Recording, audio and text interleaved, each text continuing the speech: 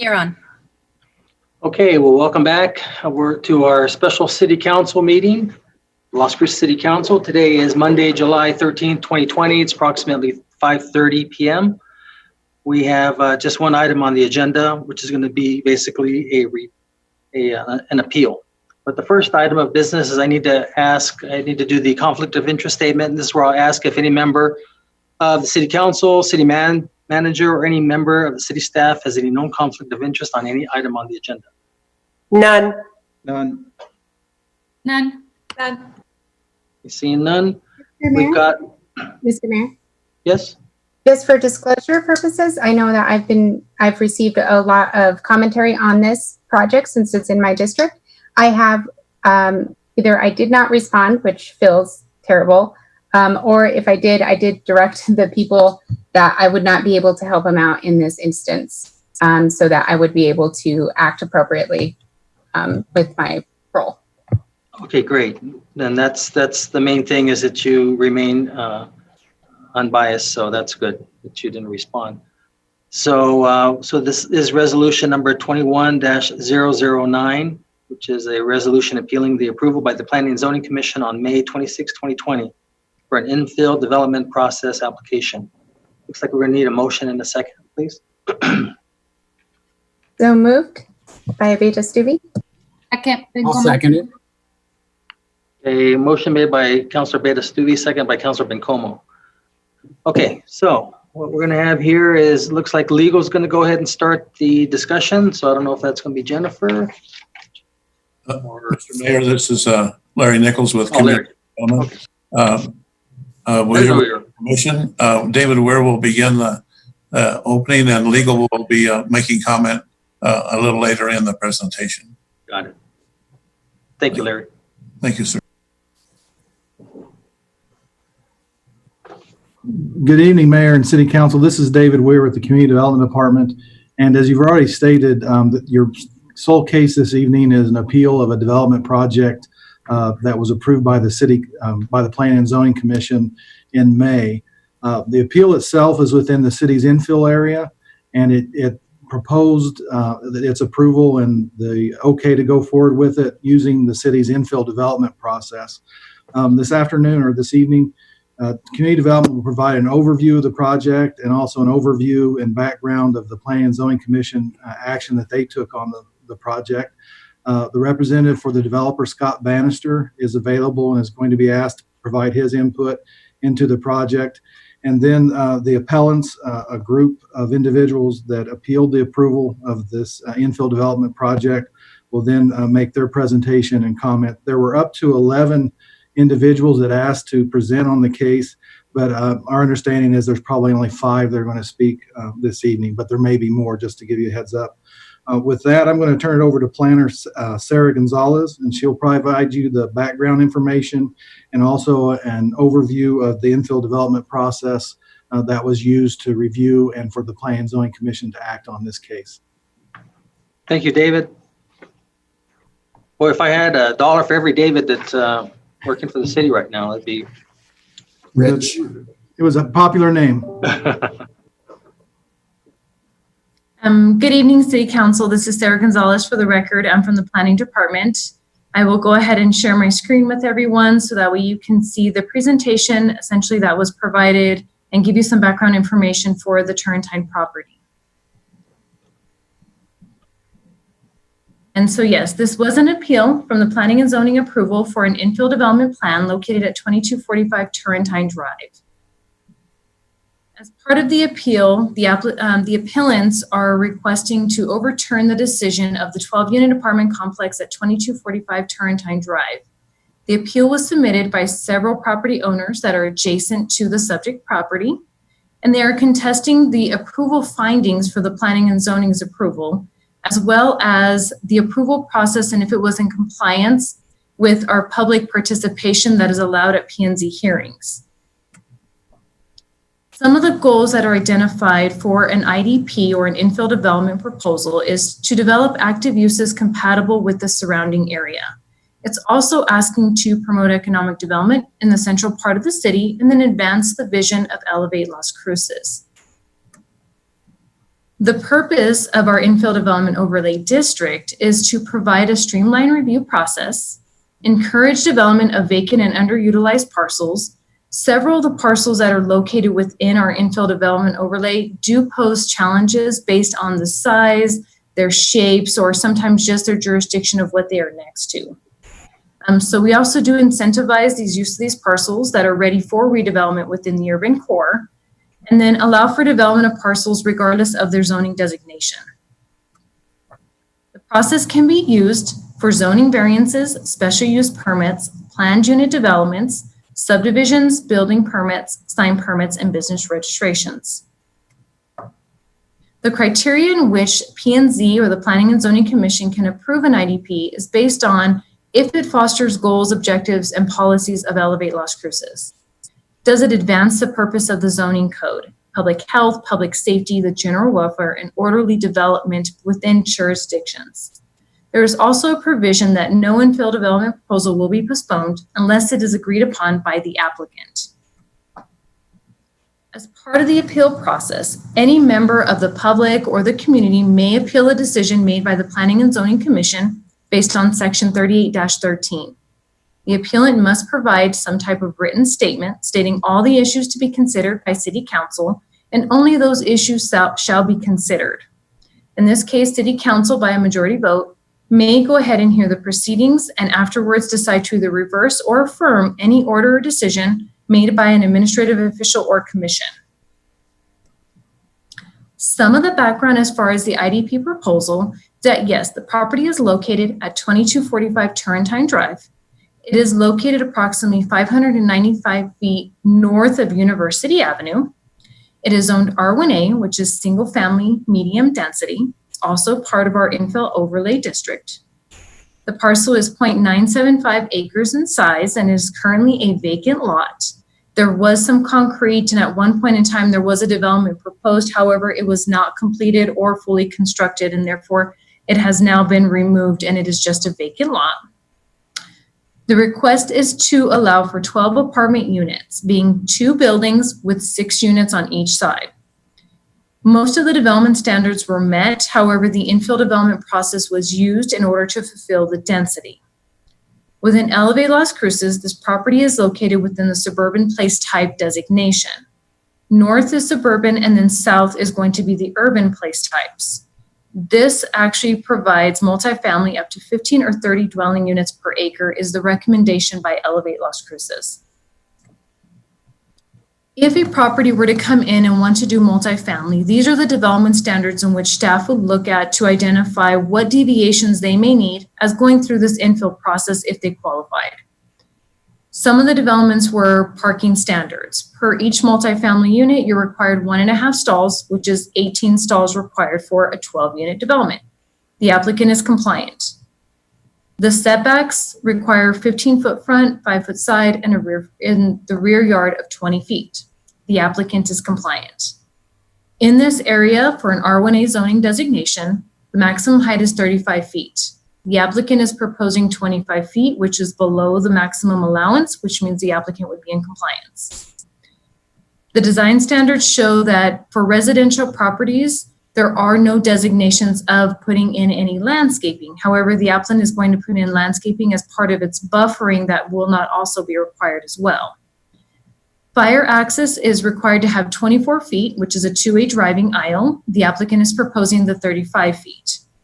There is a dumpster enclosure that'll be outlined within the site, and I'll go to that as far as when we get to the site plan.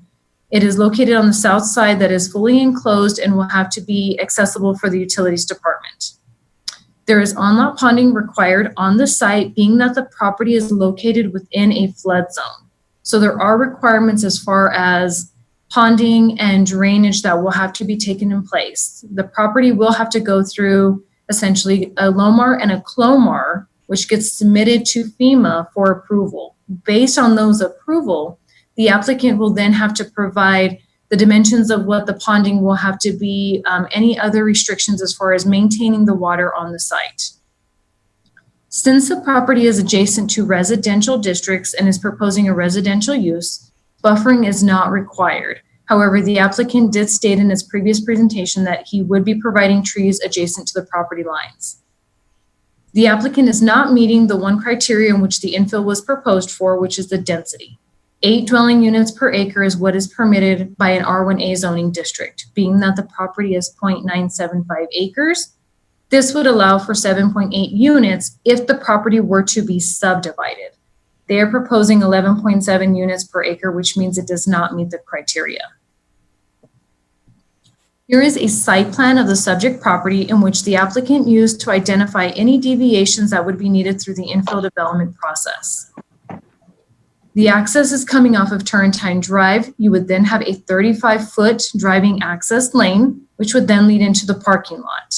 The applicant is meeting the parking standards and the parking requirements for the number of units to be placed on the property.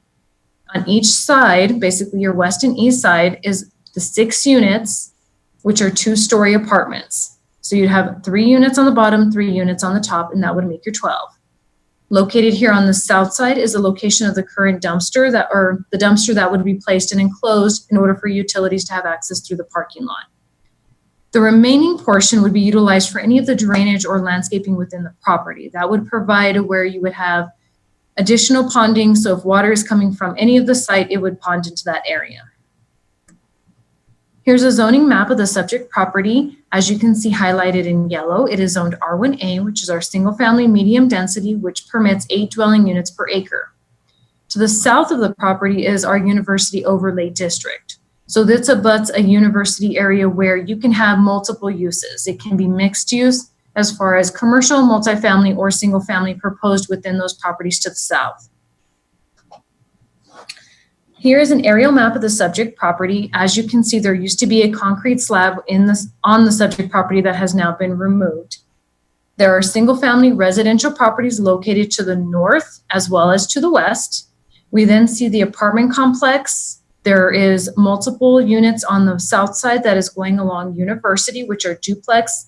I do believe this might be a fraternity home. You then see IHOP on the corner of Turrentine and University, and then you would have the Plaza Hotel. Prior to the P&Z hearing that was held on May 26th, all the notice did go out to the surrounding property owners within 500 feet, meeting the city's requirement for noticing. As part of P&Z's consideration, it was to look at the staff report and the presentation by staff. There were public comments and input summarized by staff and discussed by the Planning and Zoning Commission, as well as the applicant addressing any additional questions that were posed by the public or the P&Z. With that, P&Z commissioners approved the IDP based on it met the criteria within Elevate Las Cruces by providing mixed use and mixed housing. It provided also the infill overlay, which would say that any development within the infill overlay is something that we start to see a little more often because we're encouraging development of these odd-shaped parcels. It meets our housing plan as far as we do have a variety of uses for housing to apply for the community, so that way they are not limited to just single family. There can be multifamily housing as well. Also, staff reports recommendations. Staff did at this time recommend approval based on it also met all of these criteria. When the public notice was sent out to the prior to the P&Z hearing, we did receive several emails and phone calls requesting that the public hearing be postponed until such time that this could take place in person. Being the current circumstances and being that an IDP does have a provision called out, unless the applicant is willing to postpone it, the case would not be postponed. We did take in public input via email. Each P&Z member was provided copies of all the correspondence and emails that were sent into staff, and they did confirm that they were received during the public hearing. As part of that process, the P&Z chair did ask staff prior to the meeting to discuss the neighborhood concerns expressed in the correspondence, however, not to read each individual email. So they would like us to go through each comment and then kind of address them. At that time, Commissioner Thomas did provide a list to staff in order to go through. This was the list in which Commissioner Thomas provided to staff and said, can you please address these and kind of go through them as far as how they meet the current requirements and what's going on within the city. So currently, yes, the property is owned R1A, which is single family residential. However, the infill does allow for proposal of multiple uses as far as not complying with the current zoning district. We had addressed the parking stalls, which said that the site met the minimum parking standards of the city's code of 1.5 parking stalls per unit. Drainage was going to be handled through FEMA, which was going to be that Lomar and Clomar since it is already located within the flood zone. The narrow alleyway, in which was discussed in some of the emails, is the entranceway that comes into a property. Most commercial developments have an entranceway of 30 feet. This one has 35 feet, which also exceeds what a commercial zoning designation would be as far as access. The privacy from a 2-story building. In this area, since the property is zoned R1A, it does have an allowance of 35 feet. So that means it could go up to 3 stories. Based on the surrounding neighborhood to the north, yes, they are single stories, as well as to the 2 properties that are located on the west. However, with R1A standards being 35 feet, they could build a 3-story single family home by right in the current state. We discussed the work crew behavior. There is a time frame in which construction crews can actually go out to a site. They can begin at 7 o'clock in the morning, and then they have a time frame in which they have to complete to where that way they maintain the sites. There are still requirements as far as cleaning up after properties, erosion control, ensuring that the dust is kept because we do have ordinances in place. The light pollution, which is referred to as basically our outdoor lighting ordinance, which is Chapter 39, will regulate the light that is being reflected onto the surrounding properties. Being that the parking lot is directed into the center of the property, the lighting would be reflected within the middle of the property as opposed to the residential neighborhood surrounding it. The increase in noise, we do have a noise ordinance that is regulated through our codes department, which is Chapter 19. The increase in traffic, I did verify with our traffic engineer, Hector Terrazas, as far as how much traffic is generated per the peak hour at the most time for a 12-unit apartment complex. In his results, he did find that during the weekdays, you would have between 6 to 8 during a peak hour. And the weekend seems to be the most, and the weekend is going to be 6 exits and 6 entries, which leaves us to 12 generation trips per hour at a peak hour. The location of the dumpster has been discussed. That is located on the south side and will have an opaque fence around it. The landscaping buffer is not required. However, the applicant is going to put in buffering, and I will defer to the applicant when it is his time to speak.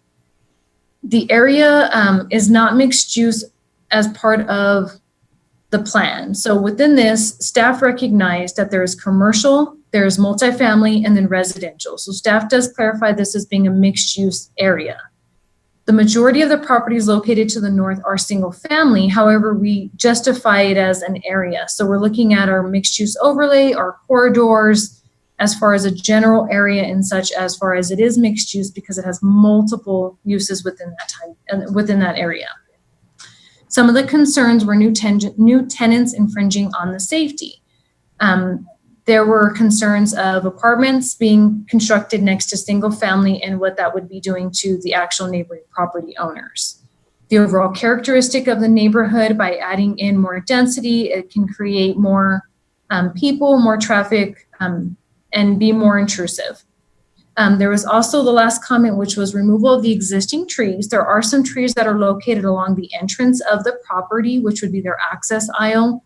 And I will defer to the applicant as far as what those trees will be doing or if they're going to try and remove and replace within the property. So with that, it concludes my presentation. I will say, as far as your options for voting, if you do vote yes, this approves the appeal, which would deny or reverse the decision made by the Planning and Zoning Commission. And if you vote no, then you would be denying the appeal, which would affirm the Planning and Zoning's approval of the infill development.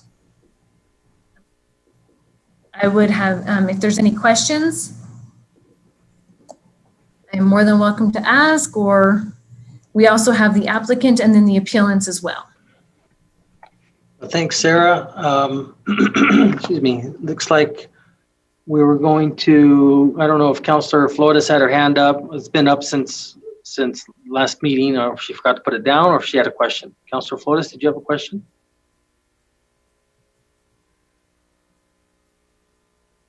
Okay, let me go to Councilor Bencomo.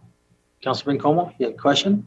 Yes, thank you, Mayor. Thanks for that, Sarah. Can you go back to, the only sort of concern I had was the one thing you said the applicant did not meet the per acre.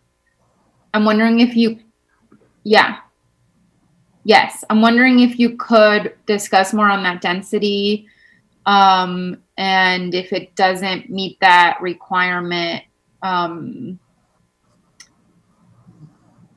how that's not sort of a deal breaker. Like, can you explain to me this piece? Yes, then Sarah Gonzalez with the record again. Councilor Bencomo, what it means in the infill development overlay is you can essentially propose items that are not allowed by right in the code. So you can deviate from zoning standards, you can deviate from land uses, and so it gives you that change of saying, maybe the property is very hard to design, so you can put in different items or different uses. In this case, the applicant met all of the requirements to do multifamily, but did not meet the requirement of the density. In this property, based on its zoning, it would only allow one single family home as it is by right now. So this 1 acre parcel could have one home. They use the infill development process in order to accommodate saying more density can be developed on the site, meeting the provisions of multifamily, but they needed that infill development deviation in order to do the apartment complex. Okay, got it. Thank you, Sarah. Looks like David Ware wanted to make a comment. David? Thank you, Mayor. Councilor Bencomo, the other thing I wanted to add was one of the purposes of the infill overlay was to provide some incentives for those properties to be developed. And so an increase in density is another reason someone may choose to go forward with the development of a property.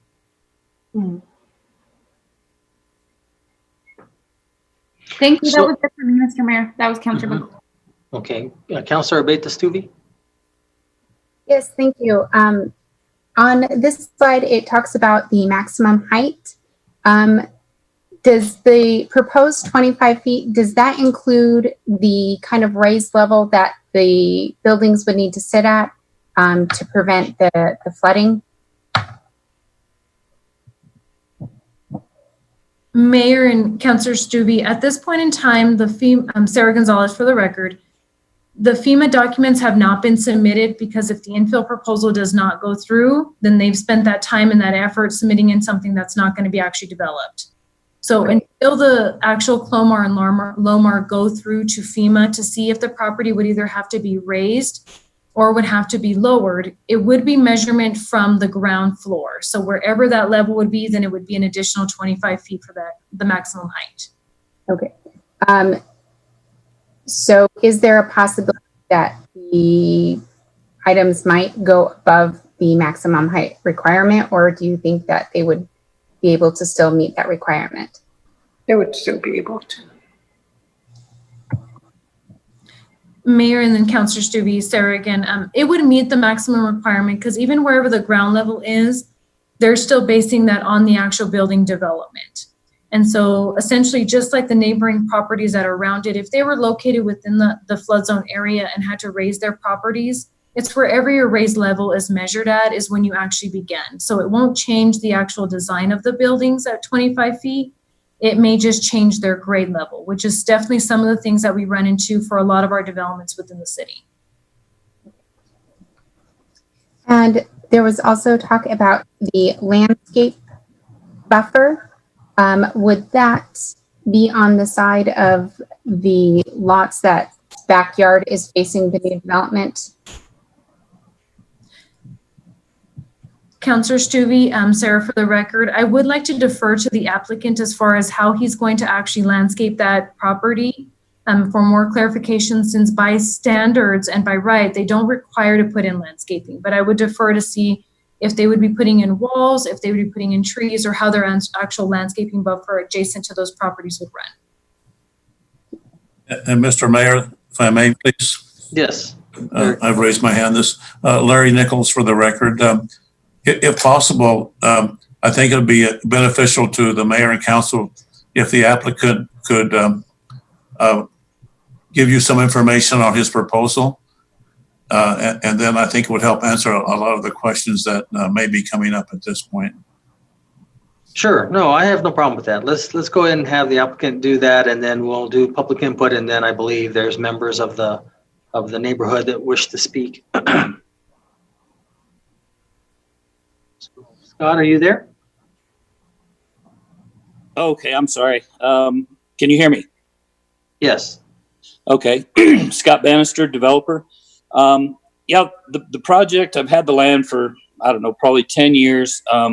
Been kind of waiting for the market to be good to develop this, and it is now. There's a demand for apartments here in Las Cruces. So we went in there and we evaluated the property. It's a very odd shaped and the very established neighborhood. So we listened to their concerns. I went over and talked to the neighbor to the west, which I felt would be the most impacted because their house runs parallel with the lane that's the entrance for us. So got feedback from them. They were concerned about the very large, mature, established trees that were there, and very valid. There's no way that we could get around not taking them out, but I felt like it would be the right thing to do is go ahead and just have them removed and then replanted out on another property, because they are such really mature, healthy trees. So that was kind of the first thing that we talked about. The second was where the property is. Almost all the backyards, all the backyards on the north side and the one on the west side that I was referring to, their backyards are surround the property. So they were concerned about privacy and that kind of thing. So what I was proposing is to create a buffer with landscaping, i.e. quick growing pine trees that would give a pretty good vertical growth annually. So within probably 2-3 years, we should be able to give them the privacy in their backyard that they're desiring. They all have chain link fence, so you can see through that. But the property itself, to the south is Ben's property, which kind of faces University, and I'm certain they'll utilize it to some type of commercial application. So really putting a house in this property, being surrounded by all backyards and then a commercial development, it wasn't feasible at all. So we're trying to get the maximum use out of it. That's why we proposed the 12. We can meet all the parking requirements, drainage, lighting, and everything. So, I think this is really the type of property that whenever you guys introduced Elevate Las Cruces, this is exactly the type of property that you were identifying and we're trying to develop. So if anybody has any specific questions, I'd be happy to answer.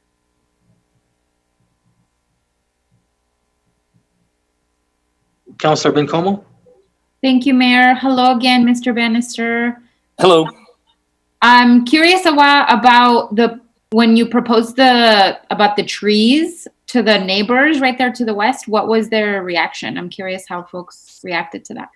The only neighbor that I talked to was the one to the west, and actually I talked to two different ladies. Maybe it was a mother and a daughter, 2 separate times. But the first time I didn't bring it up because I wasn't aware. I just told them, hey, I'm the developer. I'm going to be doing, some development here, yada, yada. If you have any, feedback, that kind of thing. And so it was really early in, but and I can't tell you the gal's name, but it was the young gal that lives there. They seemed receptive to the idea of not just tearing the tree down and getting rid of it. So. Okay. Thank you. I'm curious, yeah. Councilor Abeta Stubbe? Yes, thank you. Thank you, Mr. Barrister. A similar question regarding that landscape buffer then. Can you talk to me about the decision to go with that instead of perhaps like a 6 to 8 foot privacy fence? From reading the materials, it looked like some people were concerned about people being able to view in the backyard. And so I'm not sure what your thinking was with going with one way or the other.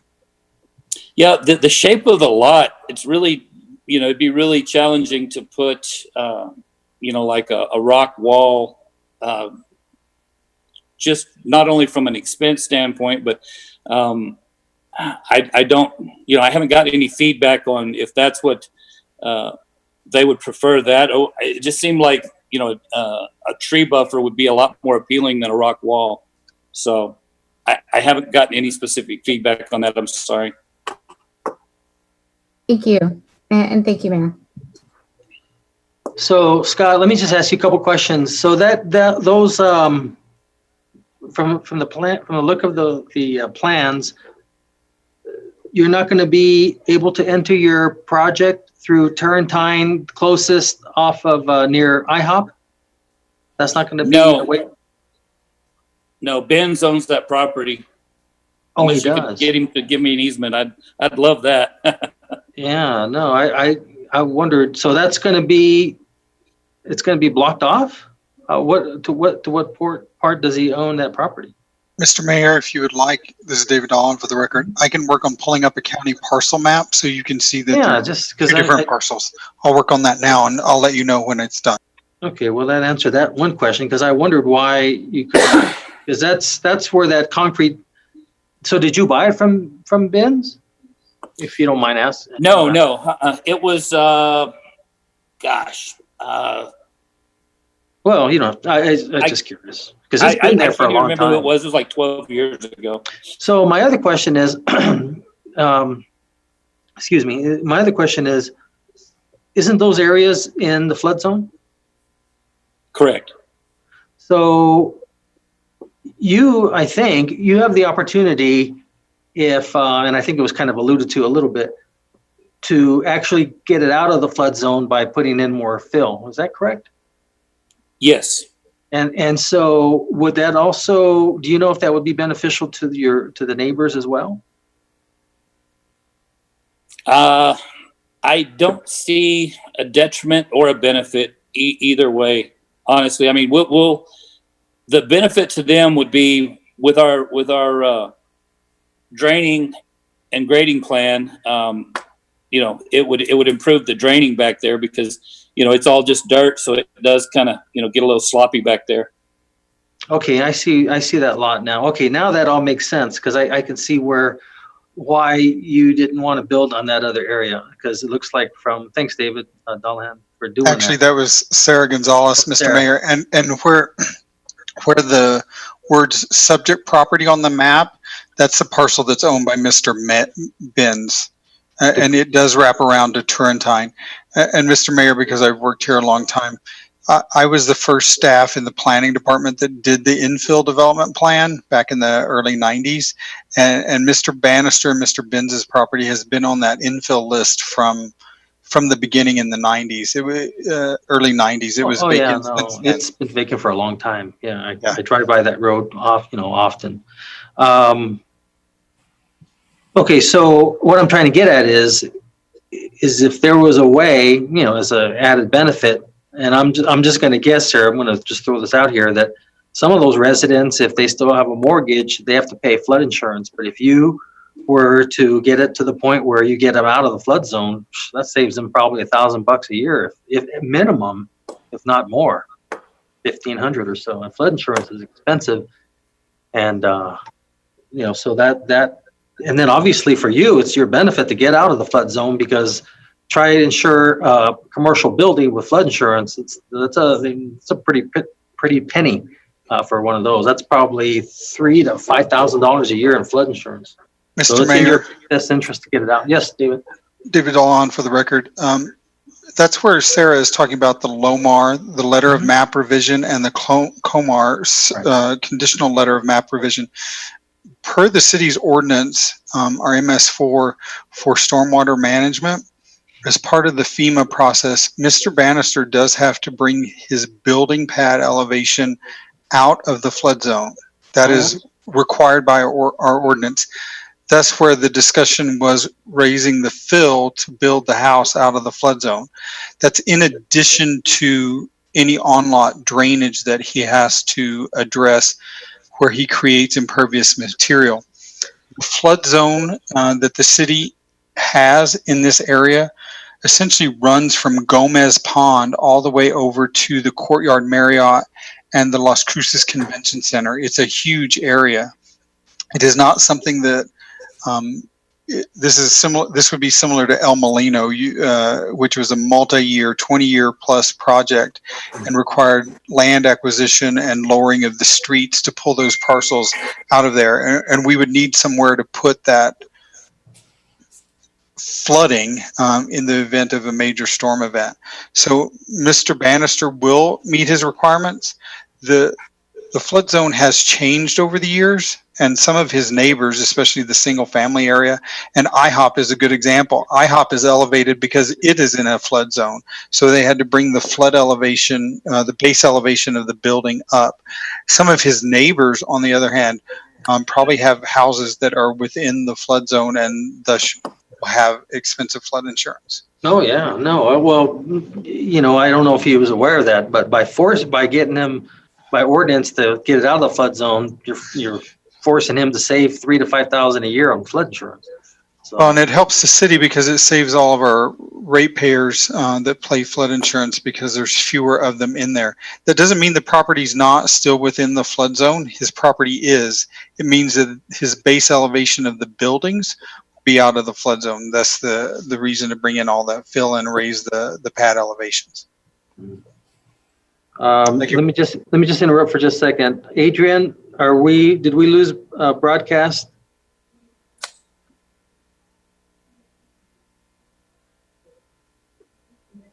Not that I'm seeing we're still on television. Let me check the internet stream again because we're a little behind, so it could lag out.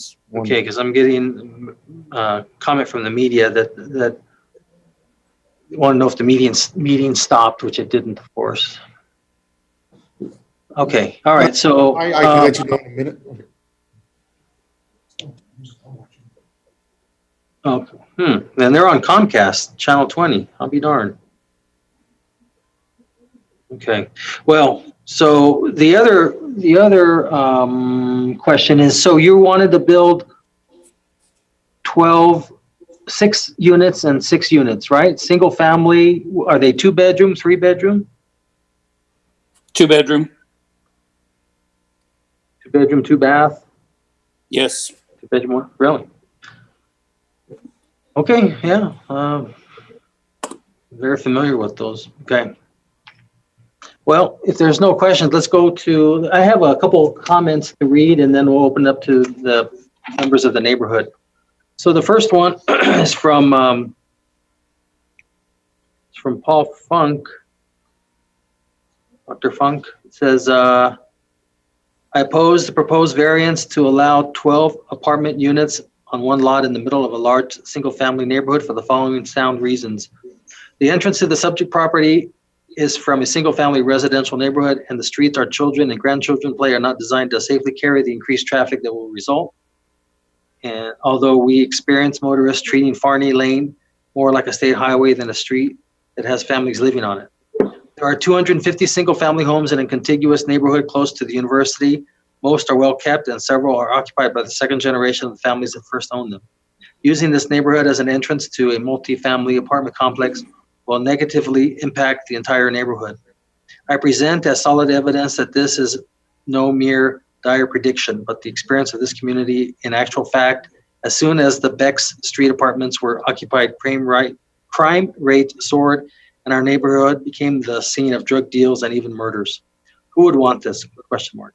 There are 8 single-family homes bordering the subject property. Placing an apartment complex touching their property lines will be devastating to the property values and their quality of life. A terribly unfair price for 8 families to pay so one developer could make a short-term profit. Kindly, Paul A. Funk, PhD, 390 Farney Lane. And I got one from Dennis Black, but it's basically recanting Paul Funk's message. It just says, I wish to add my name to those who object to the zoning change. I've seen what happened over on Beck Street and do not wish the to see more of the same with this project. Dennis Black, 1920 Hickson Drive. So those are the only two that were delivered to me. So I'm going to go ahead and open it up. And the ones that I was going to allow to speak are the ones that I have, and I'll just review that list. Excuse me. We have Phyllis Koessler, 10 minutes. Jillian Rowan, 10 minutes. Sam Rowan, 3 minutes. Elaine Stachera, 3 minutes. Robin Hastings, 3 minutes. Mike McGonigal, 3 minutes. Mary Fernbrock, 3 minutes. Rob Hoffman, 3 minutes. And Paul Funk, 3 minutes. So if you weren't listed on here, I'm sorry, I can't let you speak. Oh, Robert, you have a comment you'd like to say? Robert Cabello? Mayor, Council, this is Robert Cabello with the City Attorney's Office. I would just ask that if you could swear in the appellants and then, of course, swear in Mr. Bannister when he responds to them. Okay, I think Christine is going to do that. I mean, I Okay. could. No, either way, I'm sorry. Okay, no problem. So we'll go ahead and, Robert, we can have them swear in right now so that anytime they speak, they're under oath. Is that correct? Mayor, Council, that's correct. Okay. So why don't we start with you, Scott, since you're readily available, and then we'll go to the first speaker. Okay. So Christine, are you there? Yes, sir, I am. You want to swear Scott Bannister in? And Yes. Scott, I need you to state your name and address, please. Scott Bannister, 680 South Fair Acres Road, Las Cruces, 88005. Thank you, Mr. Bannister. Do you swear or affirm that the testimony you're about to give is the truth and nothing but the truth under penalty of law? Yes, I do. Thank you. Okay, so next is going to be speaking is Phyllis Koessler. So Phyllis, are you on the video or on the phone? Can you hear me? Yes. Well, that's good. I'm glad to hear that.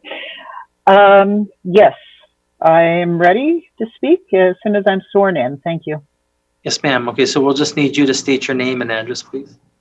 My name is Phyllis Koessler, and my address in Las Cruces is 540 College Place, and my address in Oregon is 1351 10th Street, West Lynn, Oregon 97068. My son is the house in Las Cruces is my son's primary residence.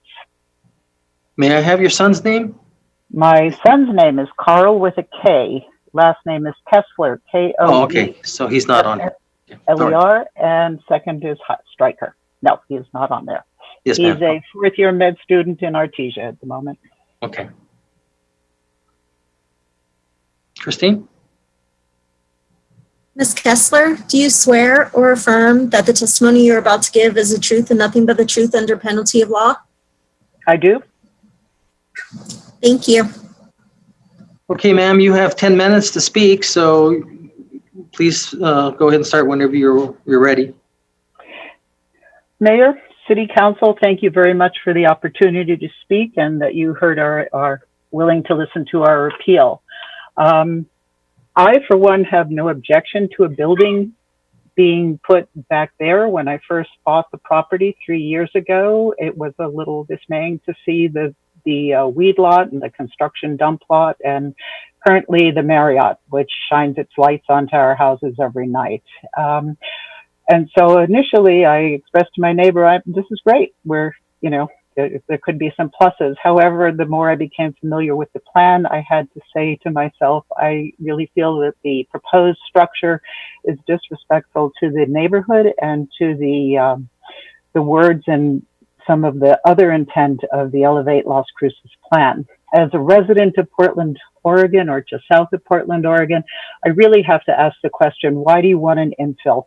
Why do you really want to increase your population density? It is not that great to have more people in a small area. And I say this having watched Portland grow from a city the size of Las Cruces when I moved here in 1972 to the city it now is. And what it brings with it is a lot of other problems, traffic being a major one, long lines, huge commute issues, inversion layers, etc.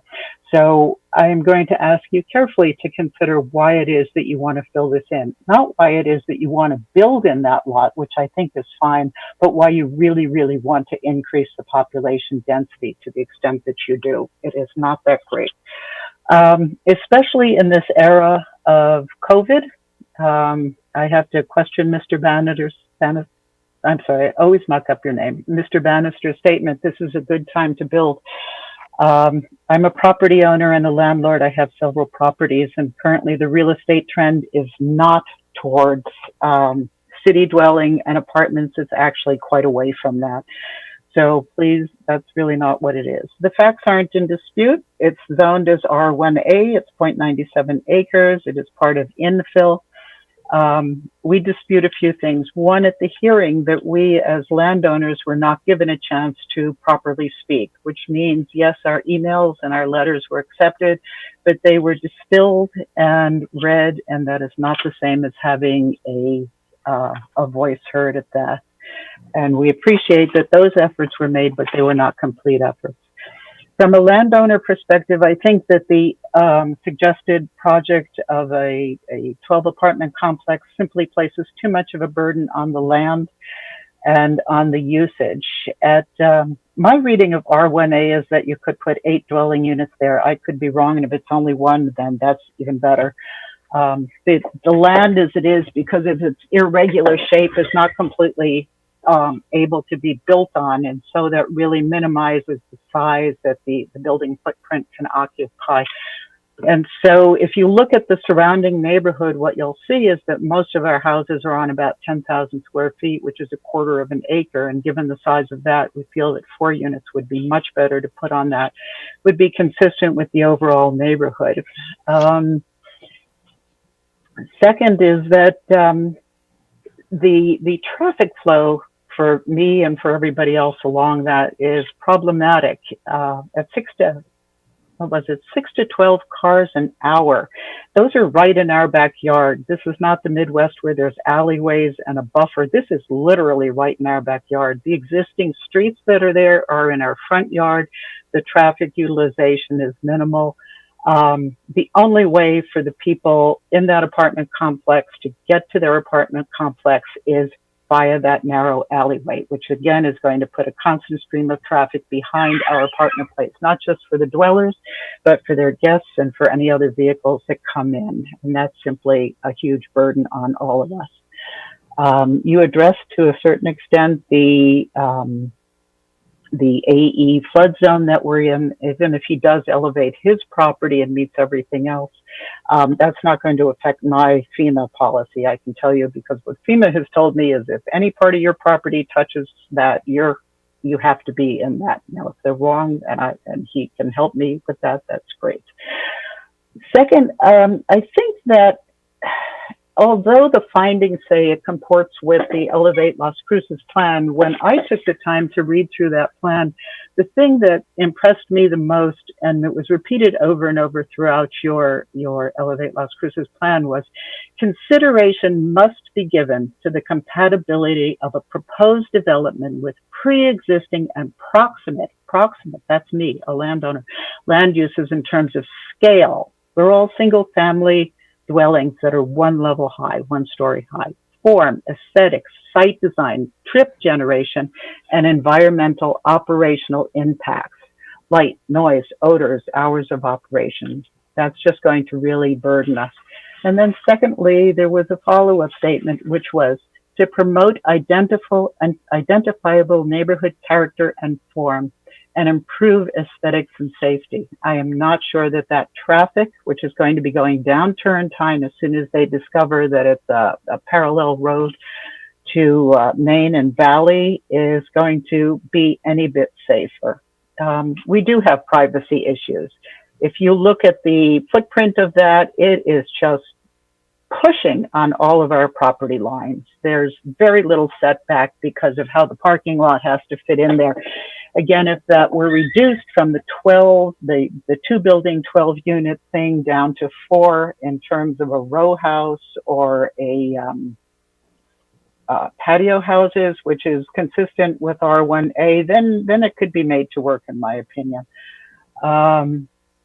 Drainage issues are, again, critical ones. Privacy issues, I very much appreciate that Mr. Bannister is considering putting in trees. I would also, though, like to see a privacy fence of some sort, because trees have trunks and you can see through the trunks to what everything is going on. Are cars going to be parking literally up against our fence line or right there, or is that going to be actually a fire zone where they can't park? And if they can't park there, then they're going to be parking on turn time and they're going to be burdening turn times. So there are issues there that have yet to be addressed and completely resolved. The height issue, as I say, we're all single family dwellings. We're all one story. That is the entirety of Crescent Park, which is, I believe, the 250 houses to our, to the north of us. And that's the last undeveloped lot, and probably for good reason. It's a difficult one to develop, and I appreciate that. And again, even though it was stated that, well, one house could go in at 35 feet, so this deviation downward from the 35-foot permissible height is fine. We're only one house. We wouldn't have potentially 24 people or more living there. It would be one house, one family. Like the one, actually, there's a very large house just to the east of that. There's a huge compound just to the east of that, but it's a single family dwelling, and it has virtually no impact on us. So I would like to see I have no problem with the housing thing being approved, but I would like to see that it be amended to conform to some of the requests that we're making that I've outlined in my appeal, and that essentially that it have less of a burden on us in terms of traffic, light, numbers of people, and that the landscaping be done in such a way as to promote a lot of privacy. And that's it. Thank you very much for allowing me to speak. Mm-hmm. Thank you, Ms. Koessler. I got a quick question, Scott. So the north part of your proposal, north, I don't know. I don't know if it's a north. Let's just say north part. Is that going to be your pond area? Sarah, could you put up the map again?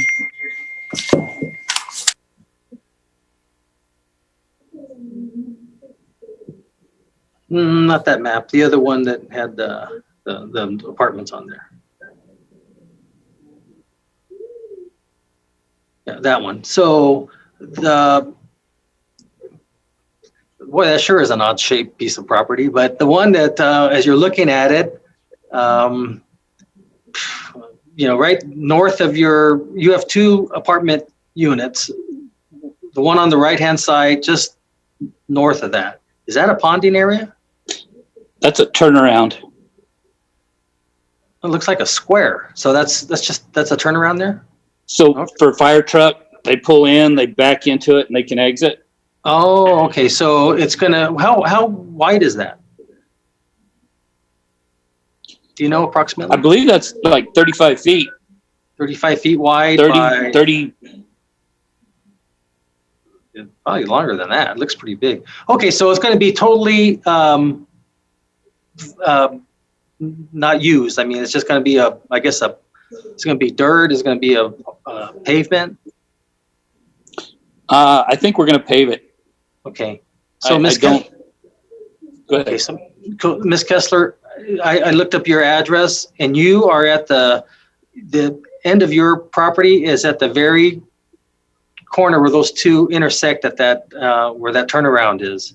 Yes, so, and you can't know how happy that makes me to know that the trash trucks will be turning around there once a week, and that service vehicles will be using that, because that literally is in my neighbor's backyard and is in my side yard. And that again is a tremendous invasion. If the entire project were shrunk to be 4, then I think a lot of those things could be bypassed.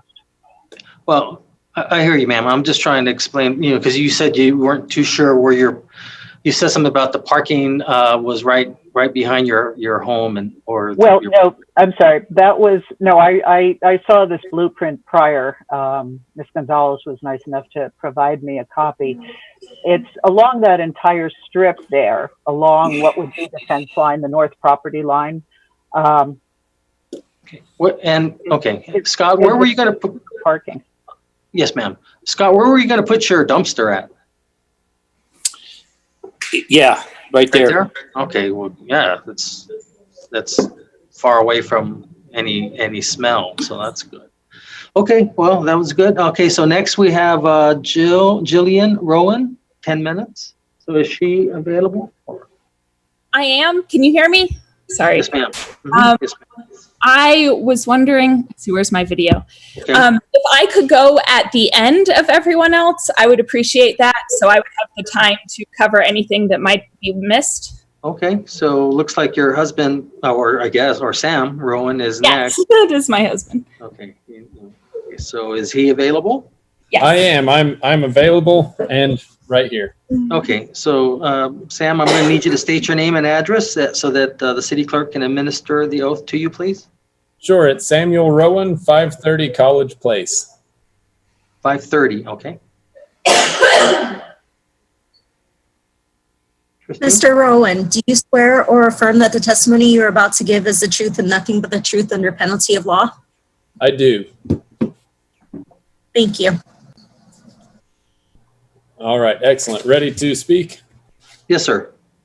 All right. Well, so I kind of picked one topic out of the many to talk about. That's one of my major concerns on this. And that's the drainage. And that's one of the ones that's come up over and over again, which I'm sure we're all looking at this now, the irregular shape of the lot where, yeah, if it's okay, I'd like to share my screen and kind of put that up so I can point at some things with my mouse. Sure. Mr. Mayor, Mr. Rowan, Ms. Gonzalez has the screen up of the site plan. Oh, so just Okay. if we can zoom in on that. Is it, if I point with my mouse, can you guys see where I'm pointing? I believe Sarah can give you control. Okay. Do you know if that's possible, Sarah? Either way. Mr. Rowan, I think this is David Dollon for the record, sorry. Mr. Rowan, I think on the control panel down at the bottom, I think you can request control. Okay. Hold on, let me see. No, it's up at the top where it says view options. It says request remote control. Because it says you are viewing Sarah Gonzalez's screen and then there's a view options. I'm in speaker view. Okay, yeah, ours says stop remote control. So can you see my mouse moving right now? So I stopped sharing my screen. This is Sarah Gonzalez. I stopped sharing. If you want to share your screen, that would be fine so you can actually zoom in. I had given you control, but it's saying to accept the control. All right. Click the zoom. Hit share screen and then hit and minimize the window. There you go. All right, here we go. We'll get a map of this thing up. Oh, wrong one. That's mine. I'll just go off of this one. Oh, hit that. There we go. All right, Mr. Mayor and members of the City Council. This is the map of the development as it's proposed. I think as you all saw, this is my yard right here. And then, so I sit right up against the bulk of this where we have, I think the whole thing they said was 0.97 acres.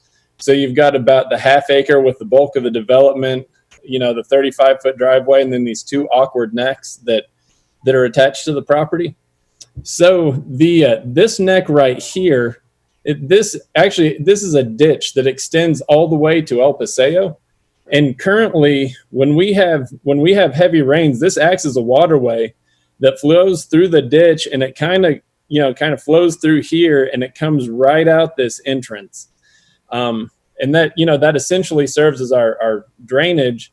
And my yard being right here by the corner, it actually drains through the fence onto this lot, which then continues the water flow out towards the roadway. So one of the concerns that I have in developing this, I know they've talked about making the plan with a pond to contain the water. And if, you know, if that's designed to contain the water from the runoff of the apartment, then it could very easily be overwhelmed, because this ditch has several properties. I think there's 10 or 12 of them upstream that are going to have some runoff that are feeding into that ditch.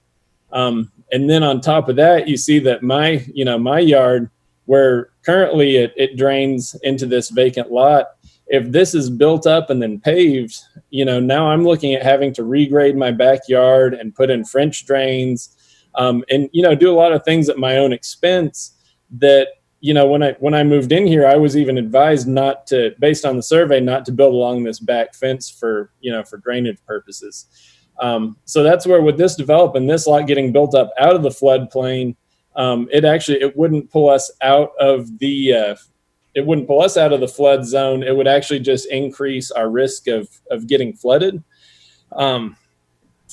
And so that's one of my big concerns. And then, excuse me, Sam, you know, your 3 minutes are up, and I did pause it for you when you were getting all your things done. I mean, we can take minutes off your wife if you like. No, that's fine. That's basically the concern, is that this is not going to, you know, the drainage isn't going to work here. Okay, well, let me ask a question, and it's not going to go against your time. So Sarah or David, so is the drainage going to be that tip to the east, that, you know, well, I don't know what you call it, right there? Is that going to be where the drainage is?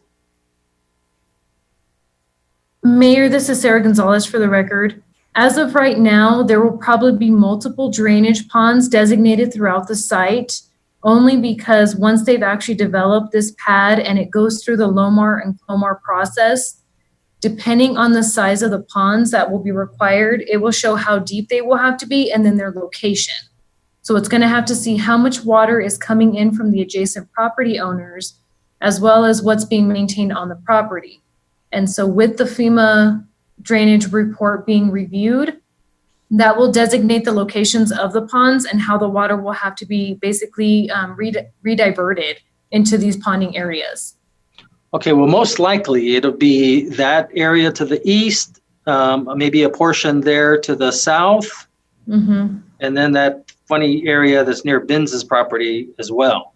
So what I'm trying to get at is, he's going to have to, Mr. Bannister is going to have to make that, his drainage flow so that it goes into those three, if he has to use three drainages. So so theoretically, when the rain hits, it shouldn't necessarily, you know, unless it's just a complete downpour, but it's supposed to flow into those various drainages. Isn't that correct? Mayor, this is Sarah Gonzalez for the record. That is correct. So as the process moves forward, the drainage would have to be maintained on site, and the report would reflect how many ponds, where the water is going to be going, but it would be maintained within property boundaries. I do agree with you that they will probably be within the southwest corner and then towards that east corner, that's that long kind of triangle shape. More than likely, that's going to have to be some type of ponding that's designated there. Yeah, I would think that would make sense to put the ponding there, because you can't use that piece of property for anything other than probably ponding. Mr. Mayor? Yes, David? I would encourage you to ask Mr. Bannister what his plans are or what his thoughts are related to that, rather than staff. Sure. David, Scott, where were you thinking the drainage was going to be?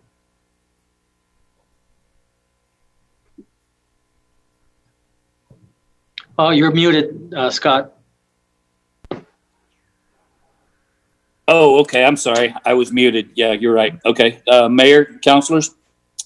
Yeah, as soon as we got, the requirements from FEMA, we would have the engineers, design up a ponding, and, the most common sense would be those two angular areas to where we would, have our ponding. So, to me, I think the engineers will take into effect runoff, from, Rowan's backyard amongst everybody else who apparently is using my property as a drainage pond currently. I think it would actually improve it. for everybody. But, I'm not an engineer either. Yeah. Okay. All right. Well, I just was curious where that was going to be. Okay. So now we're going to go to, so Ms. Rowan, you want me to go to Elaine? Please. The Chera? Sorry, if I got that wrong. Zakara Simon. I beg your pardon? Zakara Simon. And your first name is Elaine? Elaine, correct. Elaine Stakara Simon. Oh, okay. I'm sorry. That's right. Okay, so I just need you to state your name and address, please. Elaine Stakara Simon, 600 College Place. Okay, and then Christine will. Ms. Simon, do you swear or affirm that the testimony you're about to give is the truth and nothing but the truth under penalty of law? I do. Thank you. Honorable Mayor Miyagishima, City Councilors, thank you for our opportunity to speak today. My husband Dominic and I wrote one of the letters that was attached to the appeal of the zoning change that accommodates Mr. Bannister's proposed urban core infill development investment project. I too am just going to touch on a couple of issues in my time. First, our neighborhood cannot be justified as urban, and it's the scale of the proposed 12-unit project that is not appropriate for the area. We bought a home in this neighborhood for the exact characteristic that Ms. Koessler explains in the appeal. It's a unique suburban donut hole, apart from, different from, but surrounded by the university area, the El Paseo corridor, and highway access. Mr. Bannister's property is also located on our side, not apart from, this suburban donut hole. As you know, of course, it abuts several of our homes. Basic indicators of the very suburban nature of our neighborhood: mature trees everywhere that support bird life. I'll ask your kind indulgence here, but neighborhood bird sightings include Nashville warbler, acorn woodpecker, Baltimore oriole, prairie falcon, Cassin's vireo, sage thrasher, red-breasted nuthatch, dusky flycatcher, Hammond's flycatcher, great horned owl, western bluebird, but not a pigeon to be found.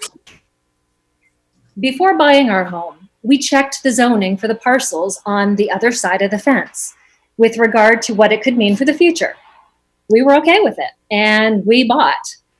But now the Planning and Zoning Committee is invalidating zoning that we relied on to make what were for us enormous financial decisions, first to buy and then to make considerable improvements on our home. If Las Cruces homebuyers know they cannot have any confidence in something as significant and basic to a home purchase as surrounding zoning, it could cause a chilling effect in the desire to invest in a home in the first place, because nobody likes a surprise. The scale of Mr. Bannister's proposed project is not of a magnitude that is going to cause any real meaningful change to affordable housing availability. But for those of us who have homes and live adjacent to his proposed rental property investment, those of us who have a long-term interest in living in and raising families in the neighborhood, the significant effects of this project that relate to traffic and pollution and privacy and other issues in our everyday lives, for us, this is an issue of great magnitude. Therefore, my husband Dominic and I respectfully request that you overturn the Planning and Zoning Committee's decision and require Mr. Bannister to adhere to the zoning that was previously in place. Thank you. Okay. Thank you. And ma'am, so you do know where your home sits in proximity to the, Sir, we're in that pointy little piece. Right, okay, good. Okay, next is going to be Robin Hastings. Is she available? It is sorry, hi, it's me again. He had trouble initially getting. I'm sorry, can you state your name? I know who you are. Oh, I'm Jillian Rowan. Okay, and I don't know if this is okay. He was unable to he tried connecting to the meeting and was unable to do so. And then the meeting had said it would be 1 to 5 and he had a class to teach at 5:45. So he's unable to be here, but he did give us a letter. I don't know if we can read that for consideration or not. If there's a way to take a picture of that and you can text it to me and I can read it. Okay. And let me just give you my cell phone number. It's 575 No. Oh, no. All right, 1 second. He's gonna give his cell phone number. 575 571 571 2440. 2440. Yeah, I don't answer it. I just take text messages. Okay, so you can do that. Okay, how about Mike McGonigal? Is he here? No. Mayor? He's on the list. Unmute Mike. I am here. Can you hear me? Oh, okay, so you want to speak? Yes, sir. Okay, so I just need you to state your name and address, and then Christine will administer the oath. Mike McGonigal, 520 College Place, Las Cruces, New Mexico, 88005. Hey, Christine? Nicole, do you swear or affirm that the testimony you're about to give is the truth and nothing but the truth under penalty of law? Yes, ma'am. Thank you. All right, Mayor and Council, this is Mike McGonigal. Again, I reside at 520 College Place. Thank you for giving us the opportunity to express our concerns regarding the construction of the property. While I share the same concerns as those previously stated by my neighbors, I would like to express the concerns most important to me and my family. My first concern is that crime will go up in our area if the building is constructed. Not so long ago, we had a drug-related shooting in the apartments next to the lot where Mr. Banner is looking to build. The victim died. More recently, there was a shooting at Casa Bandera Apartments located across El Paseo. It also seems to me that almost every day there are police at one of the apartments in the surrounding area. Those events have made me wonder if multifamily housing increases crime. How will building additional multifamily housing units affect crime in our neighborhood? What actions will Mr. Bannister take to ensure that he minimizes crime in our community? There are many young families in our neighborhood, including mine. I want the area to feel safe for my kids and for my kids to live a normal life free of having to worry about safety.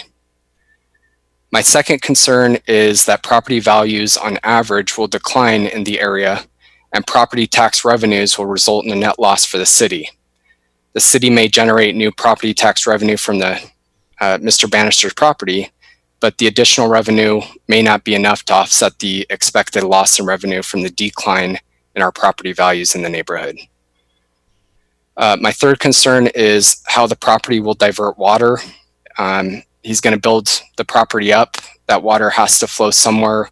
Talked about ponds, which is great. That would definitely help. But also, if the water is ponded, what will happen come summertime when the monsoons come and fill those ponds up and it becomes a mosquito breeding ground? So I don't know if there's another potential solution where we can connect drainage up to the city drain so that there's no pooling issues. My fourth concern is how can the Planning and Zoning Commission ethically approve the plan when it violates the density standard by 50%, which is a huge violation. The whole goal of the standard is to ensure safety of the tenants, right? It appears that the Planning and Zoning Commission is okay putting development over human safety, which I don't agree with. And then I may be wrong on this next one, but I didn't see any pedestrian access on that layout that was shared. Am I correct? I don't know if Mr. Bannister wants to. Well, we'll go ahead and finish because it'll cut into your time, Mike. That's fine. So my last concern was that there's no pedestrian access to layout. How will tenants safely walk to and from their apartment? I don't know if they have to use the road or not. Okay, so your time is up exactly. So you want to go ahead and respond to that, Scott? As far as if you have any way for them to walk or. Yes. Scott Bannister, Mayor, councilors. Yes, we've designed on the entryway, we've designed a bike path. Can we, excuse me, Scott, can we put that, there you go. Thanks, Sarah. So at the top of the screen where you've got the ingress and egress, you can see at the the bottom of the lane, that's a bike path, walk path for that pedestrian traffic. And I think we really got to be a little careful whenever we start characterizing people who live in apartments as criminals. You know what I'm saying? That I think that's a little irresponsible. Just out of curiosity, Scott, what size are the apartments going to be? Total square foot? Probably about 1,000.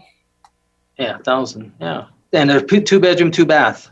Yeah. So primarily the Bex that everybody's comparing this to is probably 10 or 12 units of 8 3-story apartments and that kind of thing. So it's like a little community. I think this is a far cry from that, and we're typically marketing towards university grad students and that type of thing. So I think, well, that's all. I hear you. No, I hear what you're saying. Okay. I'm not alleging that people that live in apartments are committing crime. I'm just saying it's kind of obvious here that there's something going on with what I've observed. Okay, so let me go ahead and read this letter from, well, I forgot who it's from. Okay, anyways, let me hold on a second here. Mr. Mayor, it's from Mr. Hastings. Yeah, it says, Turrentine Appeal. I am Robin Hastings, the property owner, perhaps most affected by Mr. Bannister's proposed development. I've lived in Las Cruces 40 years. My wife and I moved to this neighborhood after the adobe I built was impacted by a high-density development on the East Mesa. These proposed apartments will wind up being only feet from my back property line. They will loom over my quiet backyard. I recognize the sanctity of the property rights in our town, since I am a homeowner myself and I cannot dictate what the lot behind me will become. Because I can ask that a development on it can be done so as to be respectful of the neighborhood where it goes. Within the residential area where my home exists, we have no apartments.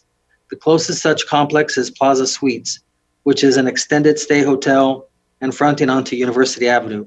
It is not part of the Turrentine neighborhood, a complex of 2-story apartments with the attendant traffic, noise, and privacy issues would be very much out of character with what exists. Ours is a quiet area full of mature trees and lawns and a mix of children, young families, and older citizens. I fear to lose that quiet as well as the views of the Oregons and the sunrises that we have enjoyed. Crime might go up as it has overall in Las Cruces. I had my truck stolen right from my driveway about 2 months ago. Mr. Bannister's plan is that this will be a high-end development catering to NMSU grad students and faculty. That may prove overly optimistic, especially with the economy we now face. If that demographic does not rent from him, who will instead? ? Will they be good, respectful residents of our neighborhood? I have concerns too about where water will flow in a downpour, assuming that we ever see one again. There is no specific plan laid out in the plot that I have seen that addresses flooding issues. If this project is not to be stopped or postponed, may I ask that it be modified from the current plan? A pair of 1-story apartment structures would not be out of character with our neighborhood. It would be less costly to construct and would mitigate the traffic and parking troubles that will be coming. I love the trees that exist on the right-of-way that would be part of this development. Can they be preserved in some way? And can there be some sort of landscaping to put a vegetative barrier between my lot and Mr. Bannister's development? I woke up in New York City once, looked out the window, and stared at the face of another building just a few feet away. I shook my head, closed the curtain, and said quietly, I am in the wrong place. I don't want to have that feeling every morning in my home in Las Cruces. Depending upon council's decision today, we may have Mr. Bannister as a neighbor or not. If he is to become one, I ask that he listen to my concerns and be a good one. Thanks for your time and attention you've shown me and my neighbors today. And I didn't get the address. Maybe there was here. Did anyone get his address? Hastings? No? He's on Turrentine. Yes, William Rowan here. He is the one to the west of the property. The one that Mr. Bannister said that he spoke to. He spoke to his wife and daughter, I guess. Oh, he's right there. Okay, I got you. All right. Yeah. So he's that one. Okay, so next we're going to go to Mary Fahrenbrock. Brooke. Is she in? Mary Fahrenbrock. Okay, how about Rob Hoffman? That would be me. Okay, Mr. Hoffman, I just need you to state your name and address, and then Christine will administer the oath. Then you have 3 minutes, sir. My name's Robert Hoffman. I've lived at 605 College Place for 46 years. I know every detail of that property that's been discussed. Okay, No. let me have Christine administer the oath to you. Yes, sir. Mr. Hoffman, do you swear or affirm that the testimony you are about to give is the truth and nothing but the truth under penalty of law? Yes. Thank you. Okay, sir, you've got 3 minutes. Go ahead. What I'd like to address is the basis of the decision that the Planning and Zoning Commission made was based on half-truths. When I was a kid, my dad told me and taught me that half-truths are often worse than lies. And let me tell you how. The density that was proposed for this project is based on right around an acre. But if everybody knows how bad the lot is, if you do a Google Maps and subtract out the driveway and the pieces which are unbuildable, you have about a half or between 5 and 6/10 of an acre. So what you're really saying in reality is this is a half-acre plot that he can build on. And he's proposing to put all the apartments on a half-acre parcel. That is simply untenable. R1A zoning would allow him to put 4 dwelling units. So I would recommend that he be able to build 4 apartments if he wants to on that parcel. That's what the zoning sort of suggests. Secondly, he says, well, we're going to go 25 feet. The fact is, this has been touched on too. In order to build that, if you look at the village end or you stand on Turretine and look at the pile of dirt that's already there, in actual fact, it's going to be a 2.5 or more story building. It's not a 2-story building. It's higher because he has to raise it above all the rest of the lots, which were built way back in the 1950s. Those houses were built in about 1954. And they didn't have to have elevated pads. I will sell myself on the street corner for $100 a month.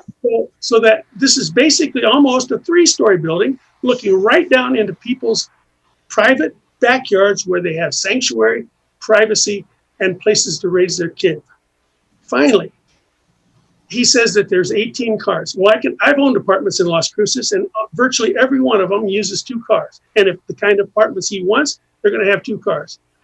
And he said they exit onto Turrentine. Well, if you've ever driven down Turrentine between 7 and 10 o'clock in the morning, when we don't have a COVID lockdown, you will find that is basically a 1-lane road because cars park on both sides of Turrentine and you cannot pass 2 cars there. And so what he is going to do is to add 24 cars, I claim, to the traffic pattern morning and night. Morning is the worst time because that's when people go to the Village Inn for breakfast. So these things that say this is okay are really half-truths if you look at what is the real situation going to be when this project is developed as if it were planned.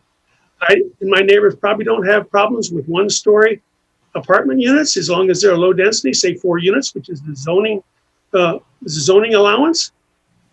But to do the project that he suggests is clearly out of bounds. Okay, Mr. Hoffman, I'm sorry, your time has expired. Thank you. I appreciate you and the council listening to our statements. Yes, sir.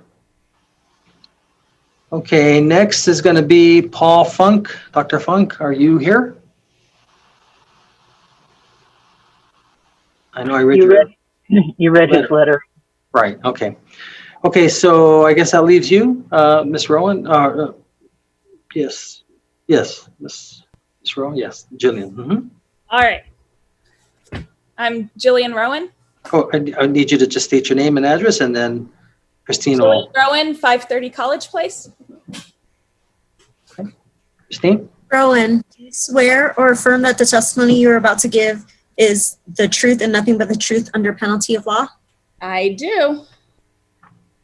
Thank you. All right, so my job in the organization of the appeal was to go around and speak to all the neighbors. I donned a mask in triple-digit heat, and I walked around our neighborhood and knocked on their doors and talked to them.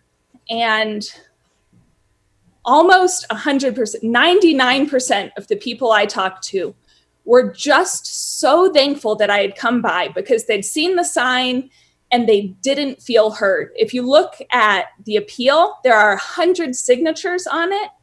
This is a very unified voice we have coming from our neighborhood. It is an incredible neighborhood. When we bought it, we were just thrilled to find the people in there. We have such a sense of community. Pre-COVID, we would have potlucks with, I think we had up to 40 people in attendance once, just all coming over, hanging out, watching a movie outside. There are lots of families. My children ride their bikes. We go on walks. On paper, this might look like a great way to boost revenue or for the city. But when you really look at that map and see how it's bordered by all single family homes, this is not a transitional property as stated. This is part of our neighborhood and actually a very important part of our neighborhood because all of our backyards back up to it. The one Eddie Binn's property is the larger one that's vacant. And that's zoned for multifamily. So most likely that's going to be an apartment complex. The property that Mr. Bannister is proposing to develop with 12 units is right in our backyards. It is cramming way too much on a small property. And the neighbors that I spoke to were all in agreement. They had similar concerns about the increased traffic flow with that many people, considering that the only entrance to the property is that alleyway, which I was out there with a tape measure this morning measuring it. It is 35 feet wall to wall. And that goes between two single family homes. And then the road backs up behind ours. With 12 units, you're going to have 24 people living there going in and out. And I know with the traffic survey, the high rate was 12 cars per hour. And I would ask if you would want 12 cars per hour driving in your backyard when you already have a road in front of your house. I'm with Elaine saying that when we bought this house, we checked the zoning of the empty lot. And seeing that it was zoned for single family residents, we felt safe buying. But changing and allowing a variance to put 12 units on that oddly shaped lot, it cuts our property value and it undermines the sense of confidence we had in buying our property.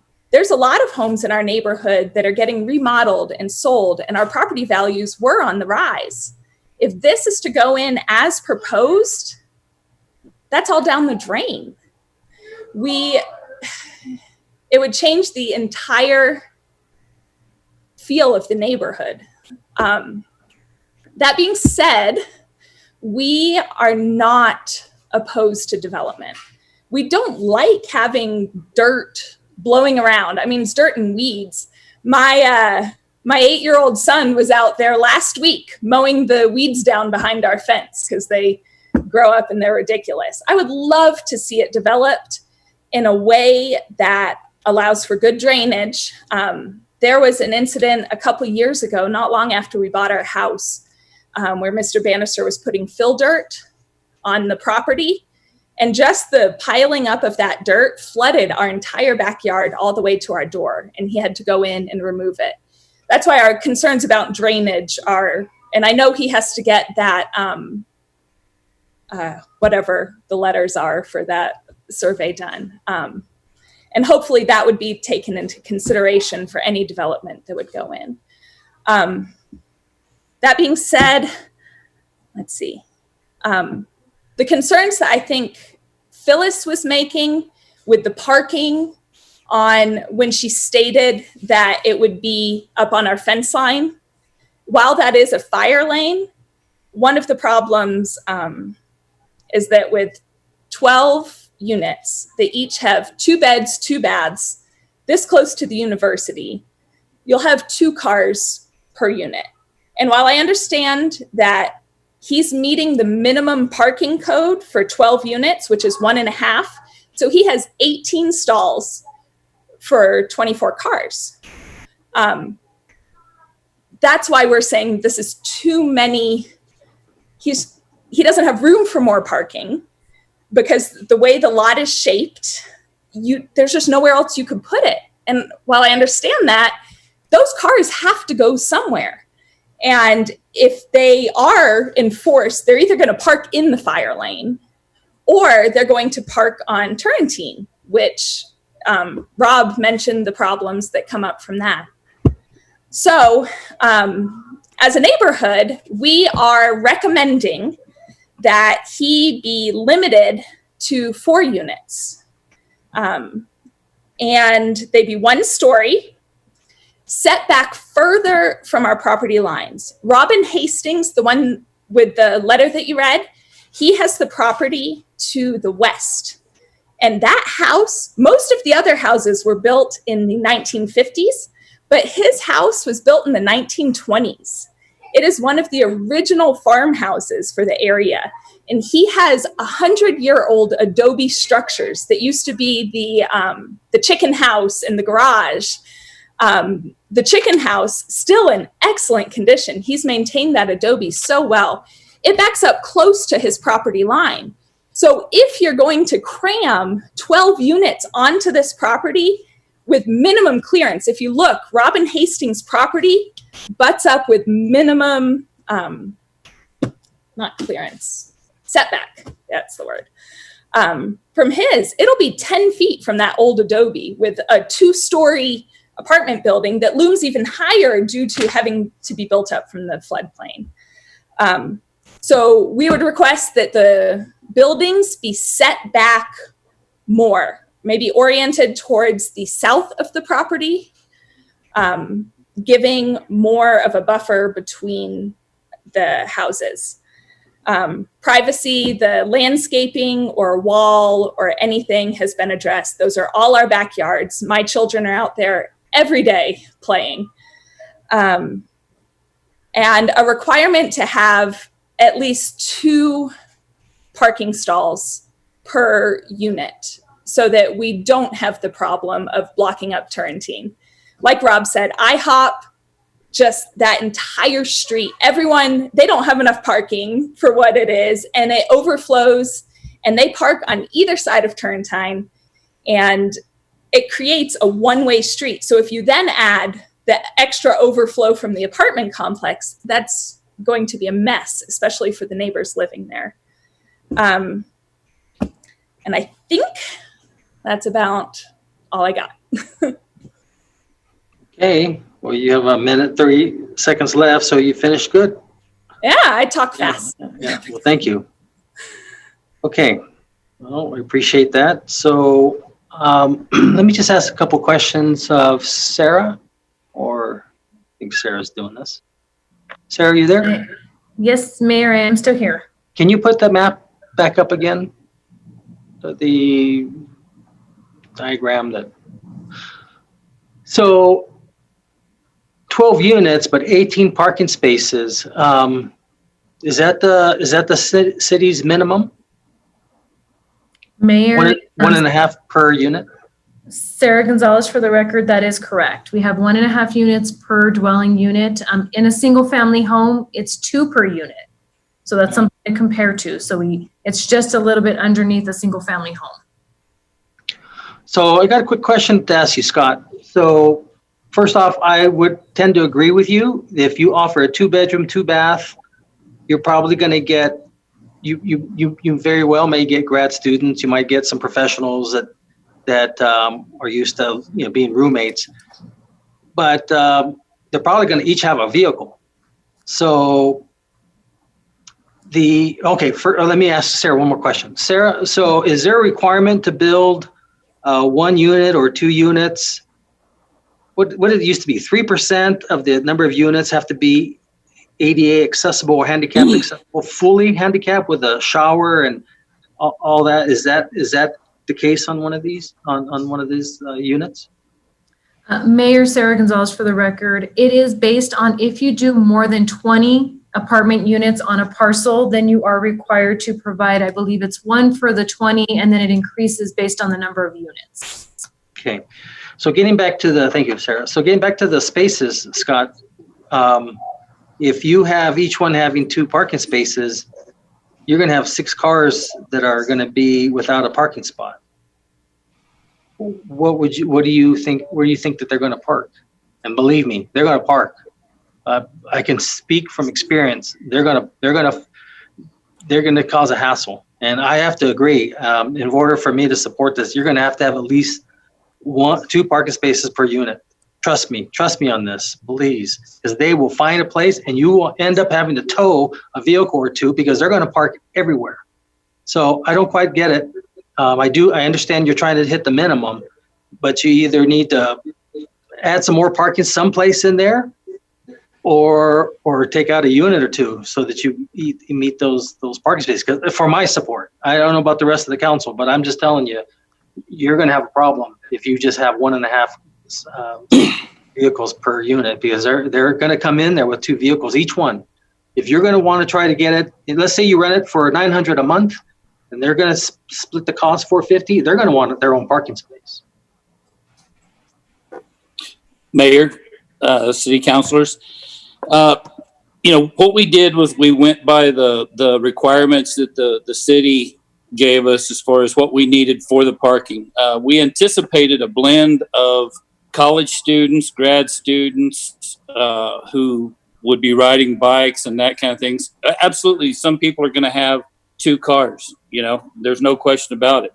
But they're out of 12 units. There's definitely going to be somebody who will have bikes and that kind of thing. So we kind of that's what we anticipated. Now, I'm listening to what everybody's saying, and I'm I try to be fair and reasonable. And there's certain things that you to justify building a project that you've got to meet to make it a viable project.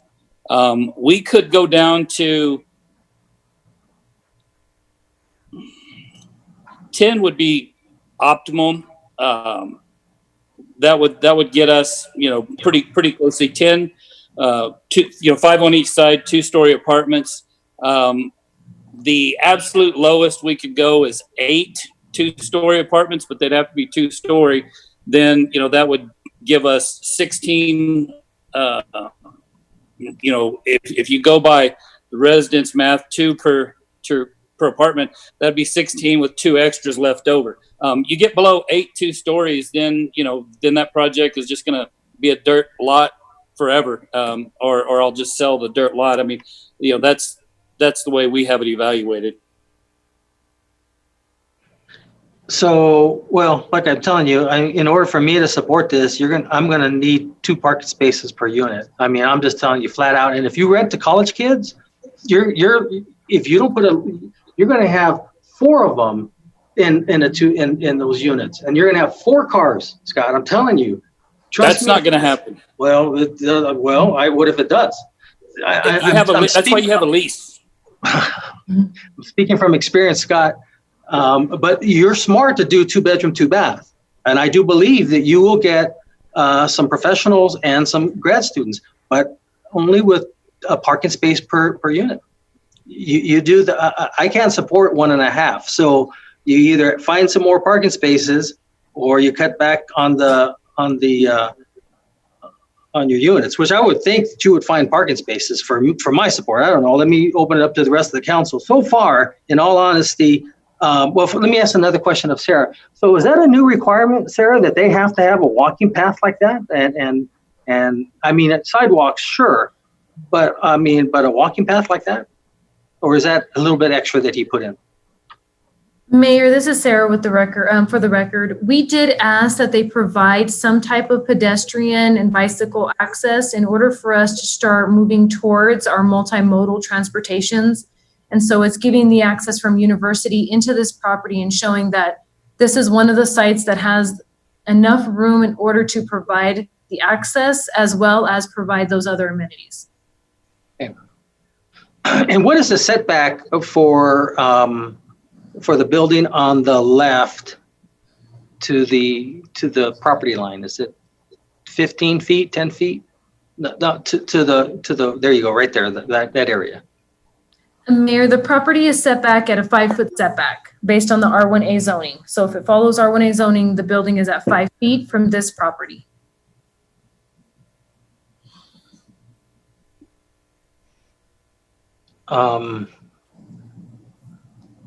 So, okay, I guess I'm confused. I thought R1A was for single family residence. It's for multi-unit like this, for family, multifamily for this?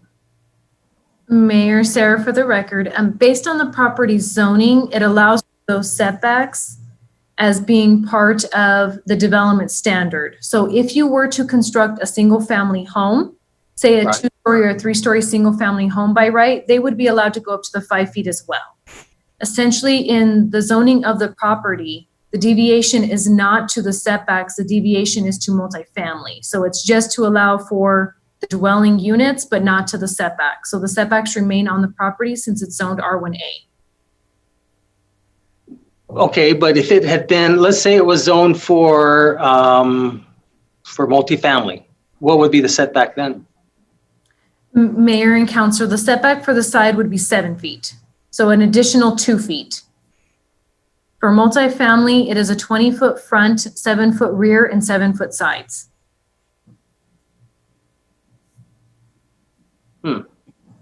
Seems like it shrunk. I thought it used to be like 10 feet. Well, I mean, then it needs to be one or the other. So basically what you're telling me, it sounds like you're using the 1A setback, but he's getting to build multifamily units, right? Mayor and City Council, that is correct, because the deviation is to the dwelling units. Well, yeah, but if he's gonna be able to build multifamily, then he needs to stick to the multifamily requirement, which I guess in this case is 7 feet.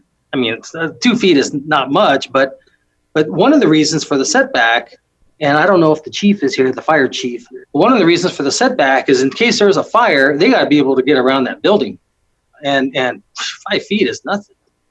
I am amazed that it's 5 feet, but usually it's 10, so they can bring in the fire hoses and they do whatever they need to do. If someone needs to jump out, they need to get them out of there.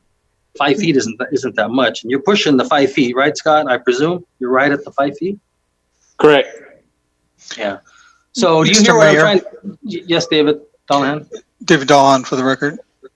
You need to keep in mind under the infill process, it's about deviation from the standard for that zoning district. Right. That requires an additional deviation.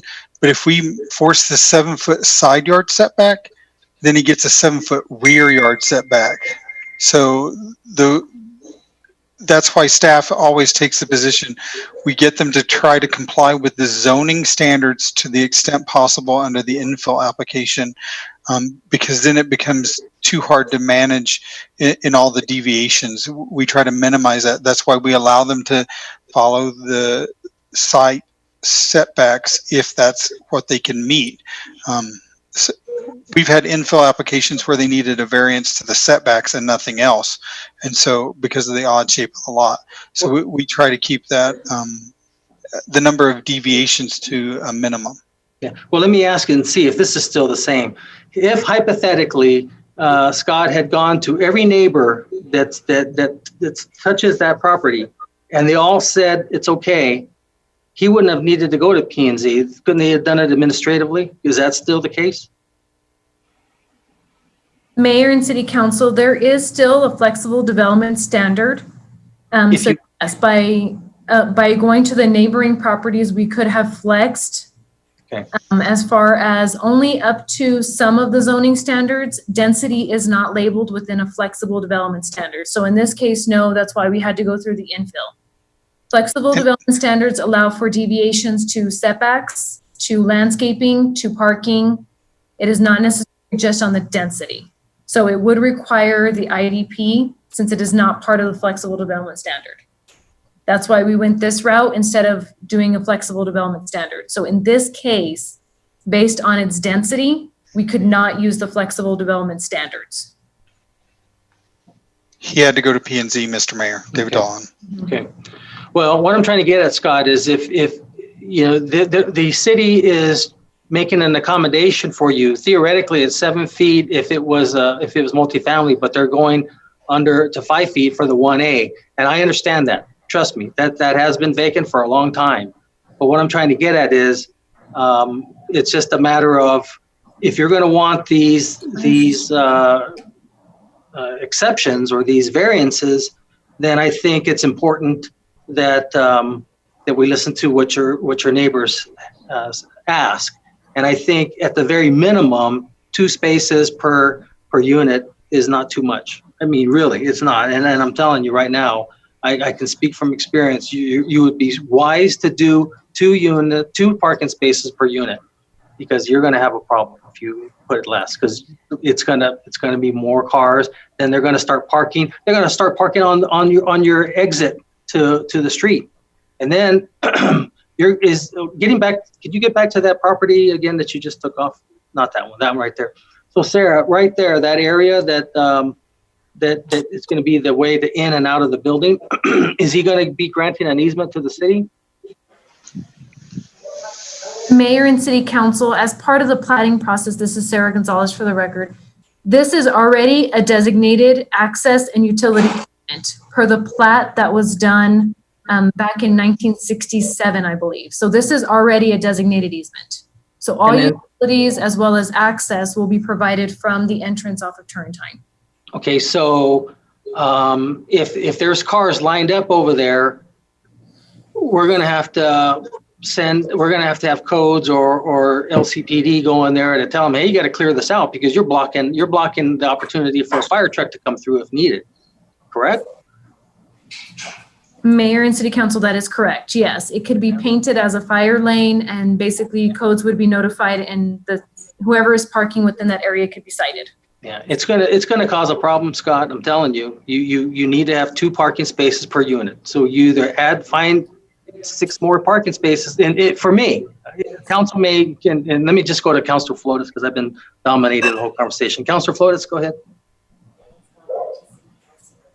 Thank you, Mr. Mayor, and thank you, Mr. Bannister and Ms. Koessler and Ms. everybody, Rowan primarily, and Elaine I can't pronounce the last name, sorry.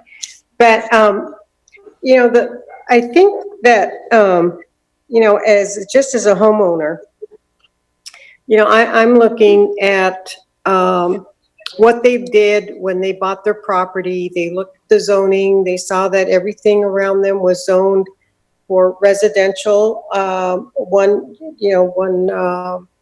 home residential area. And then years later, yes, I understand infill, and I think that the planning or the community development department and the planning commission are applying the infill properly and the elevate properly. I think that they've met all the elements. But the one thing that what concerns me, and I'm for infill development and all that sort of stuff, and I think that all the inequities or inconsistencies have been discussed and most fully by you, Mr. Mayor. But the fact that you buy one thing and then you're expecting the whole area to be that one dwelling zoning, and then it isn't so much that the zoning has changed, because that's what the appellants are saying. They're saying that the zoning changed. It's not so much that the zoning has changed; it's a variance on the zoning, and then there's problems with that, as you pointed out, Mr. Mayor. that they're getting the benefit of they're getting the benefits of a variance, but they're not getting the detriments of the requirements of the R1A. So I just don't think it's fair at this point. And I do thank Mr. Bannister for trying to develop this land. But it just looks like it would be maybe better. I just don't know what it would be suited for. But I just don't think I personally don't think it's fair to, and again, I think that Ms. Gonzalez's presentation was very straightforward. It set forth all the requirements in our Elevate Las Cruces, our infill, our desire to do infill development. But I just don't think this is, I don't think it pans out here. I don't think it's, it just isn't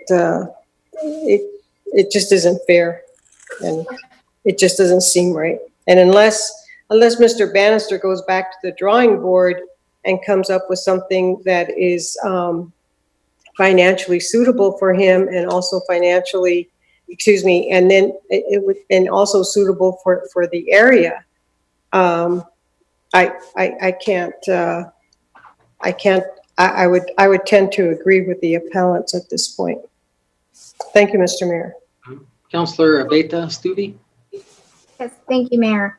I did have a question with what type of recourse could a homeowner have if this development does end up flooding their backyard or causing damage to their house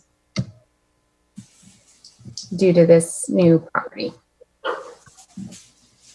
You're asking a legal question, probably something that staff probably can't answer. Any of us can.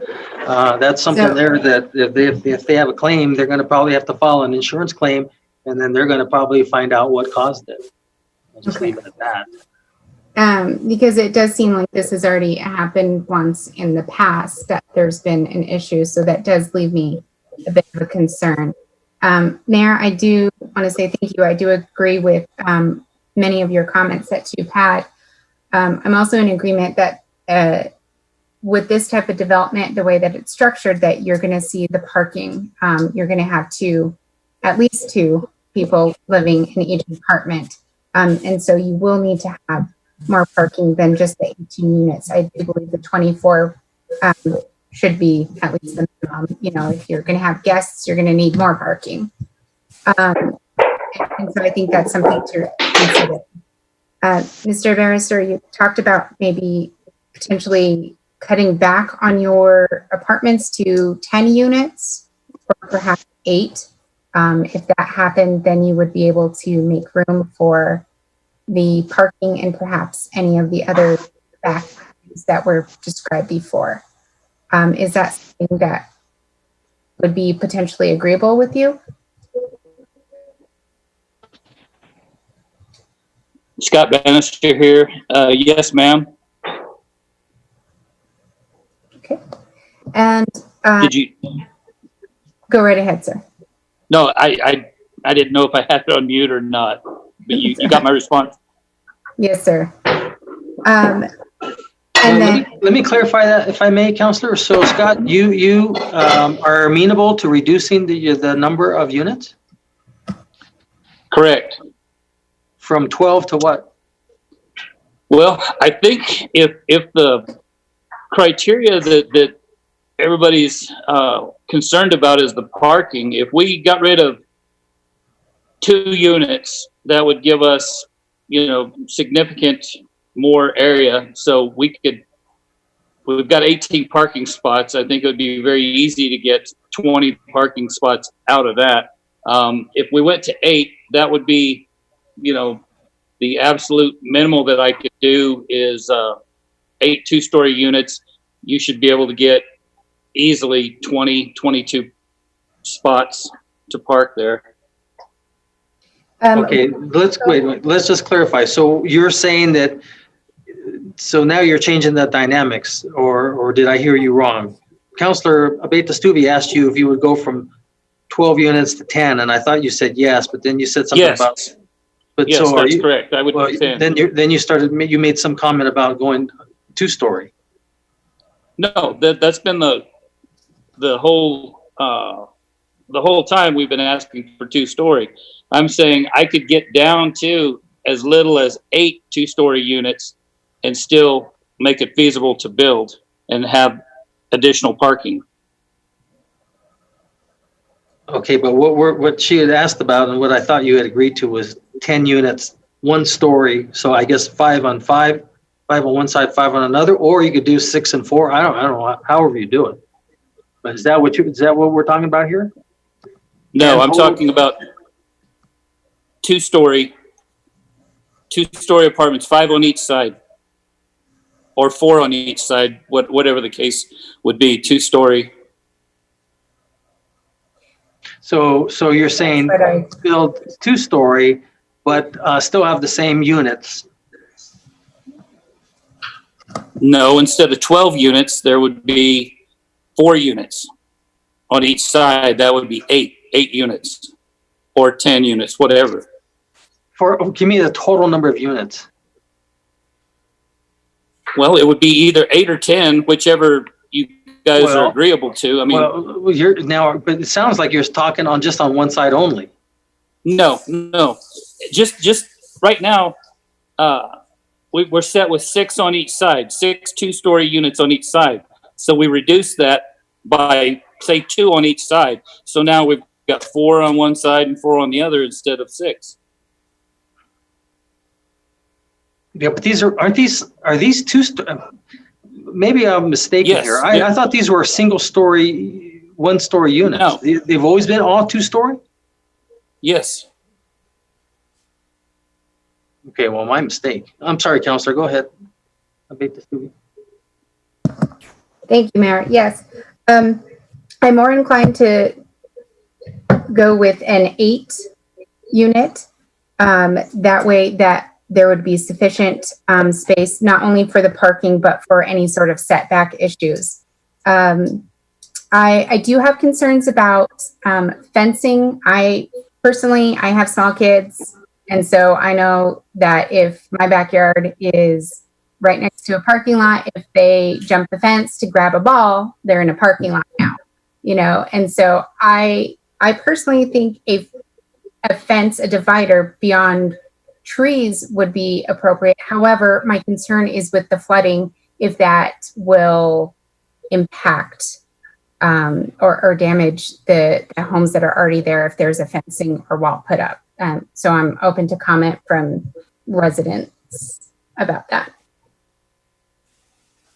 Sarah? I'm sorry, Councilor Beta. Stevie, what is your question again? So if there is a wall put back there, will it impact the flooding to the owners of the homes negatively? What kind of a wall? Like a retaining wall? Like a privacy divider? Mr. Mayor. Yes, David. I don't know the composition of the walls. I think a couple of the neighbors have cinder block walls and a couple don't have any at all. There was an earlier statement, I think it was made by Mr. Rowan or someone, that their drainage goes on to this property. That's always concerning for us. Solid walls do present difficulties if drainage is moving. Normally, if you had a grade elevation change, you would look at a retaining wall. Mr. Bannister may have to build some retaining walls on his property when he does the elevation change to address his flooding, his own flood elevation. I don't know. Mr. Bannister is required to retain his own water due to the creation of impervious material, and he's also required to allow flow-through drainage to go through as well, which is essentially pre-development drainage. So a solid wall is a tough call on this one, especially because considering that his neighbors are dumping water onto his lot. They're required to retain their own drainage. but you also have to realize this is an older development, an older subdivision, and the standards were different back in the 60s and 70s. So it's a you could achieve it through a privacy fence through chain link with slatting. We consider that opaque screening. Sarah, don't we still? Mayor and this is Sarah Gonzalez. Yes, we do still have the opaque fencing. You can do wood fencing. It may have to be raised a little bit to where there's still water that can flow underneath them. So that's still something that could possibly be used as far as a privacy fence. But being that the subdivision is within the 1960s and there already is that original flow, yes, we would not want to impede those flows. You know, it looks like David Ware has his hand up. Let me see if David wanted to add something, because I wanted to ask a question of this. David, you there? David Ware? Mayor and City Council, I just wanted to add that if Mr. Bannister is the one that agreed to build the wall, he would have to come up with a design that would handle the drainage for that area. And as David both said, historic flows would have to be allowed to continue. And then our design standards for drainage requires any additional drainage that he creates with his project to be retained on site. So I guess what I'm saying is that would have to be evaluated if a wall was required, that it be designed and would be used to allow that historic drainage flow to go through the property. If the homeowners themselves chose to put up a wall, then they're having to take care of any drainage issues that they create from their action. So that's what I wanted to add. Well, David, let me ask you this, or Sarah, or David Dollahan. Let me just use a hypothetical, if I may, Councillor Abate-Stuvi, because this kind of is along the lines of your question. So let's just say it comes back with the Clomar or the Lomar, and it says you need to bring in, although it's going to be hard to believe, but it's possible, 3 feet of fill.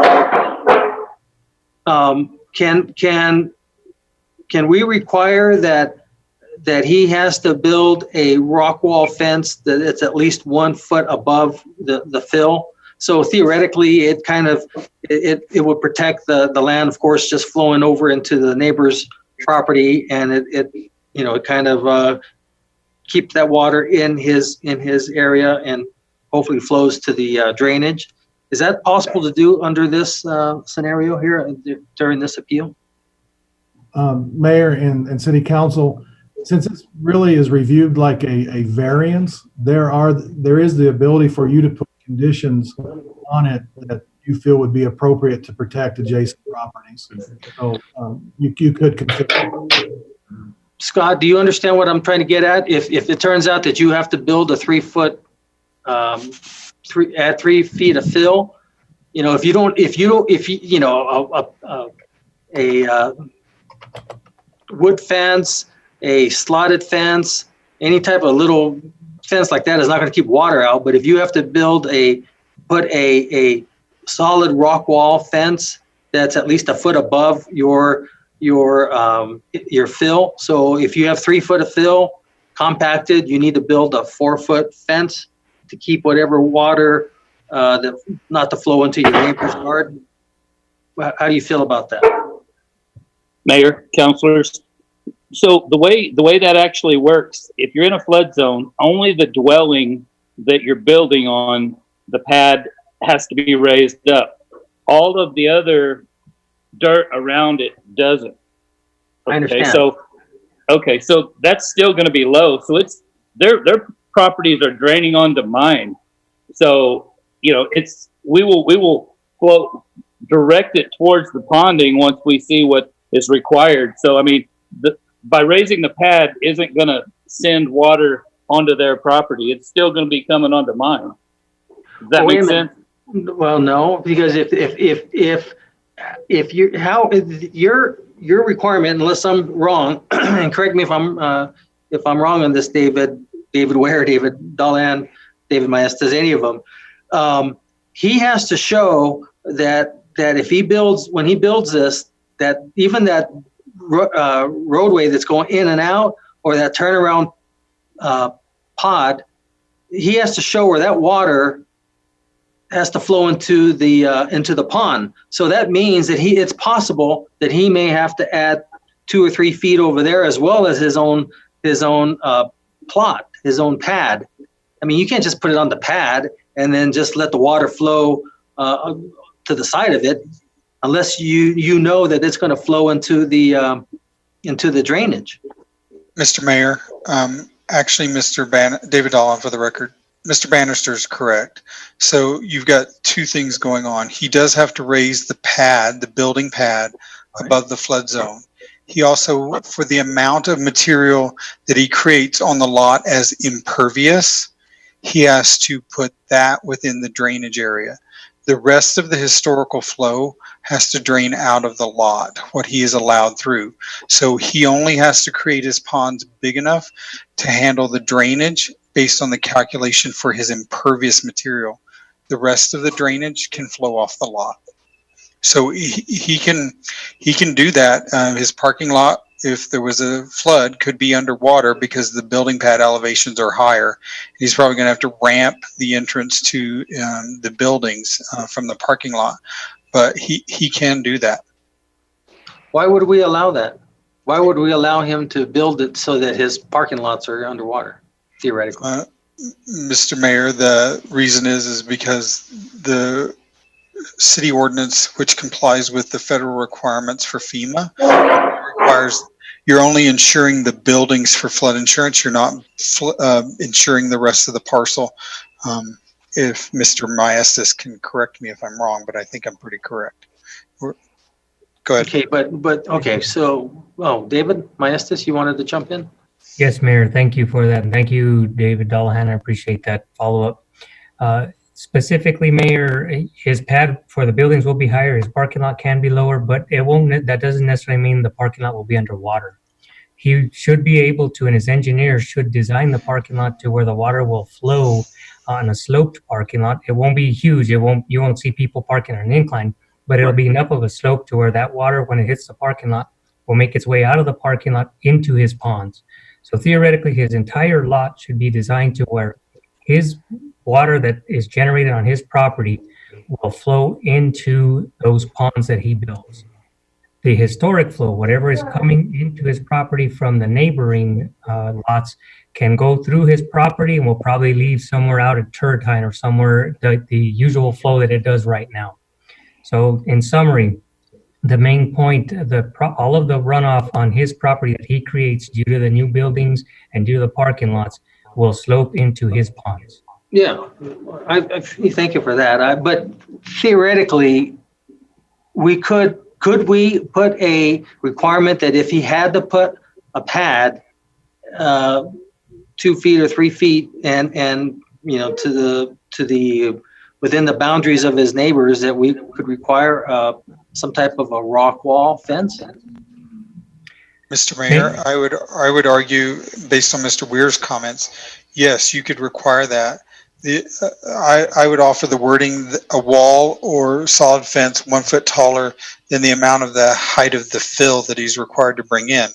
Yeah. The only question is, our maximum wall height is 8 feet. I hope he's not bringing in 7 feet or more of fill. I don't think so. For the convention center, we brought in 3 feet.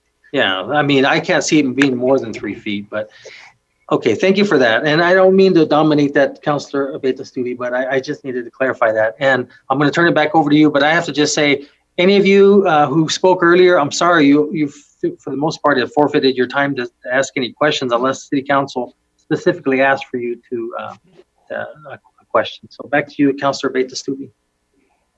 Thank you, Mayor. And no, I actually really appreciate your comments during this time.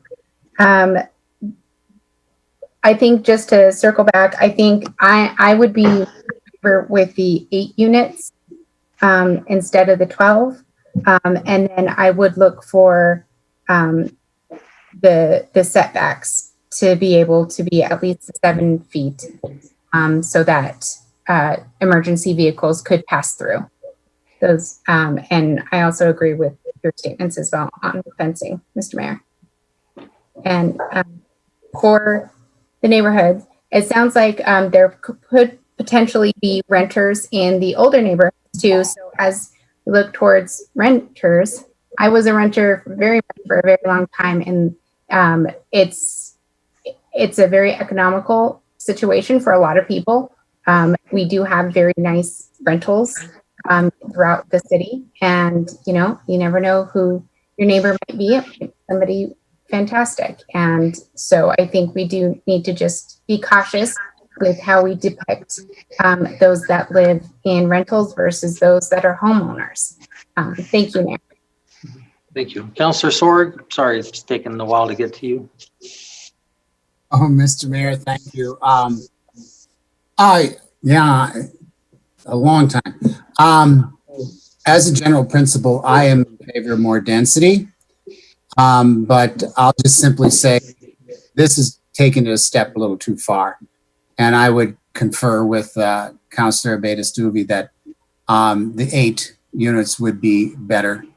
And I also agree with her 100%. Renters are nice people. I was a renter many times. In fact, I was a renter just 12 years ago. Rented an apartment building for a whole year. And so, yeah, I would agree with this if we could have it limited at 8 units. And you're going to need that besides the parking. You're going to probably need the extra space there, Mr. Bannister, just to handle all the water we're talking about. Your ponding may have to be bigger than you thought. So that would come in handy there if you didn't have quite as many. If you were talking about a 2-story with 5 apartments in two blocks, 5 apartments, and it's 2-story, you would have to have like 3 on the first floor and 2 on the second floor. I guess you could do that, couldn't you? But 8 is better. It's more even. And I think you'll have a nice place there to rent out and do quite well. So that's my 2 cents worth. Thank you. Thank you. Councillor Vasquez. Thank you, Mayor, and thank you to everybody who participated in the appeal today. I generally also agree that we need more infill, especially with oddly shaped properties like this. It's going to be hard to find solutions to get these places filled up, and so I also agree with Councillor Abeyta-Stube, agree with you, Mayor, on the increasing the parking requirement.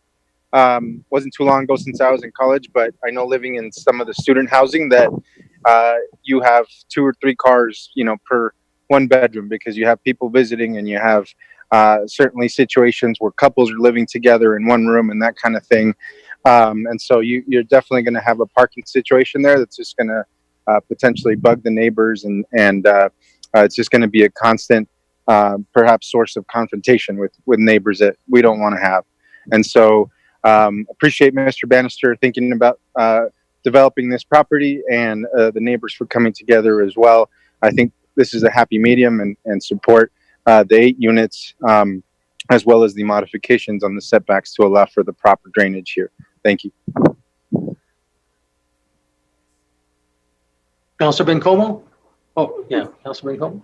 Thanks, Mayor. I mostly have a question for staff, probably Sarah. I'm really curious about, which, I think can definitely be a discussion for a much longer term discussion, giving planning and zoning issues for the long term. But why, it's so interesting to me that we have a requirement for 1.5 parking spots when no one drives half a car. So I'm really curious about why that's a regulation. Mayor and Councillor Bencomo, to confirm, so our information hasn't been updated as part of our zoning code since 2001. We are in that process of transitioning over. And so with that, it will lead to code modifications that are going to show and reflect currently what is being utilized as far as the city. Several of our different zoning designations have 1.5, or assisted living facility was 0.5, so half a parking space. And so it is it's kind of based on how many cars you would have. Maybe someone in your home would have a bike, somebody's going to have a vehicle. And so you would split that portion.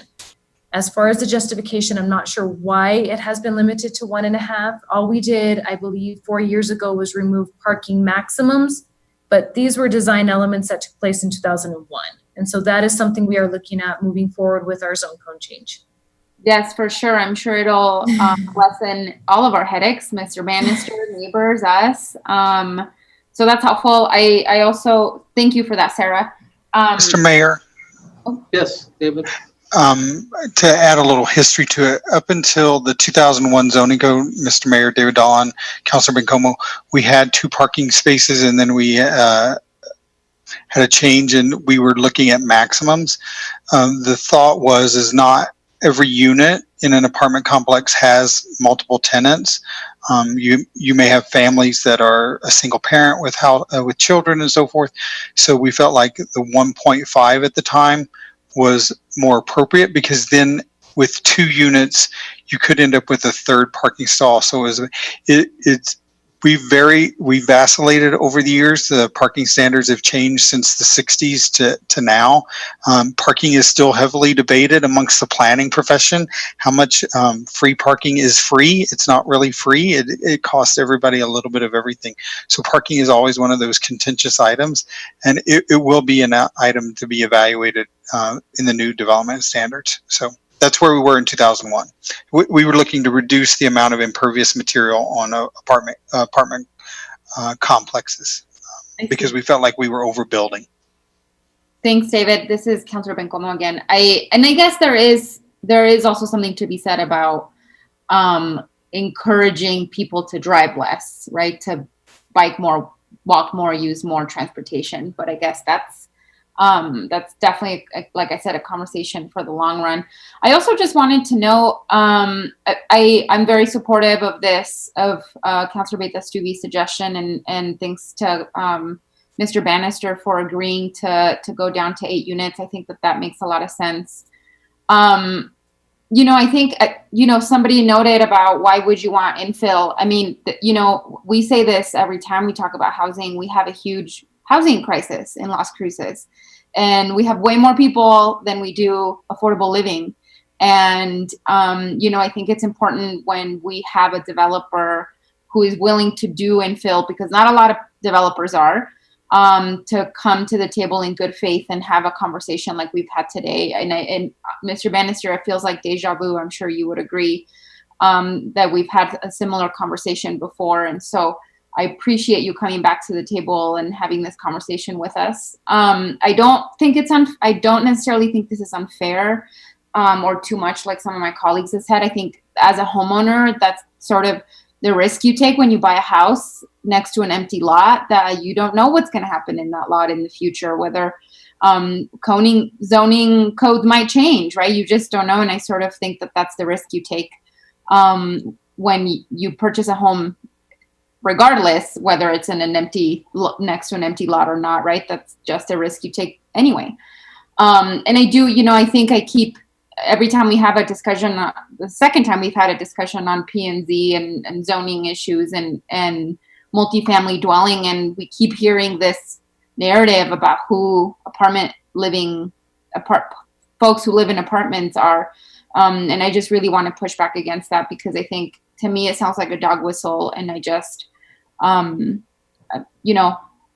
yes, there are certainly considerations for the whole community around public safety that are not tied to apartment complexes. So I appreciate Councilor Beta-Stubbe bringing that up. And I just wanted to also note that, because it landed on me not very well. So thank you, Mayor. Before I get to Mayor Pro Tem, Larry, did you have a question or comment? Larry Nichols? Yes, Mr. Mayor, thank you very much. And members of the City Council, Larry Nichols, Community Development. I guess I'd like to reflect back that this agenda item is on the appeal. And the appeal was the fair process granted? We've talked a lot tonight about design features and how it could be changed and what needs to be done and how to be treating more fairly. But really, we have to address, and I'd like legal department to chime in here to say, how do we handle this appeal? Then the rest of it, I guess, can come forward. But okay, I appreciate you bringing that forward. That's why I asked if we could do that. It's been a while since I've done an appeal like this, and So thank you for that question. So who's here? Jennifer, are you here? Or Rob? Rob Cabello. I'm here, Mayor. Oh, you're both here. Okay. Yeah, go ahead, Rob. Mayor, Council, may you repeat the question? Rob, the question, and it's a good one because that's why I kept asking what we could do here. So Larry wanted to know, should we just look on the merits of the appeal, whether or not it was done properly? But right now we're already negotiating number of units, the setbacks, number of spaces per unit, and about a fence. And is that something that's germane to doing what we're doing here today? Or should we just do an up or down vote on the appeal, and then Mr. Bannister comes back with something else? Mr. Mayor. Yes. I discussed this morning with City Attorney Vega Brown. If the council's desire is to approve the development with conditions, then you would need to amend the ordinance. The resolution upholding the Planning and Zoning Commission. Right now it's denying the Planning and Zoning Commission, but you would have to uphold the decision of the Planning and Zoning Commission with conditions, and you would need to enumerate the conditions. And I'm in a position to share my screen at that point so we can enumerate those conditions within the resolution at the council's direction. So you can go with an up or down vote, yes or no, but you can also uphold it with conditions. Got it. Okay, well, thanks for that clarification. Wow, you didn't even need to say anything there, Rob. And thanks for that question. Yeah, thanks for that question, Larry. But before I get to Mayor Pro Tem, I thought Mayor Pro Tem Gondara, I wanted to ask Scott a question on your parking. So Scott, so let's just say you have 2 parking spaces per unit. Are you going to put the unit number there? So like unit 1, these are your two parking spaces. Unit 2, these are your 2. Or are you going to just leave them blank, whoever gets them?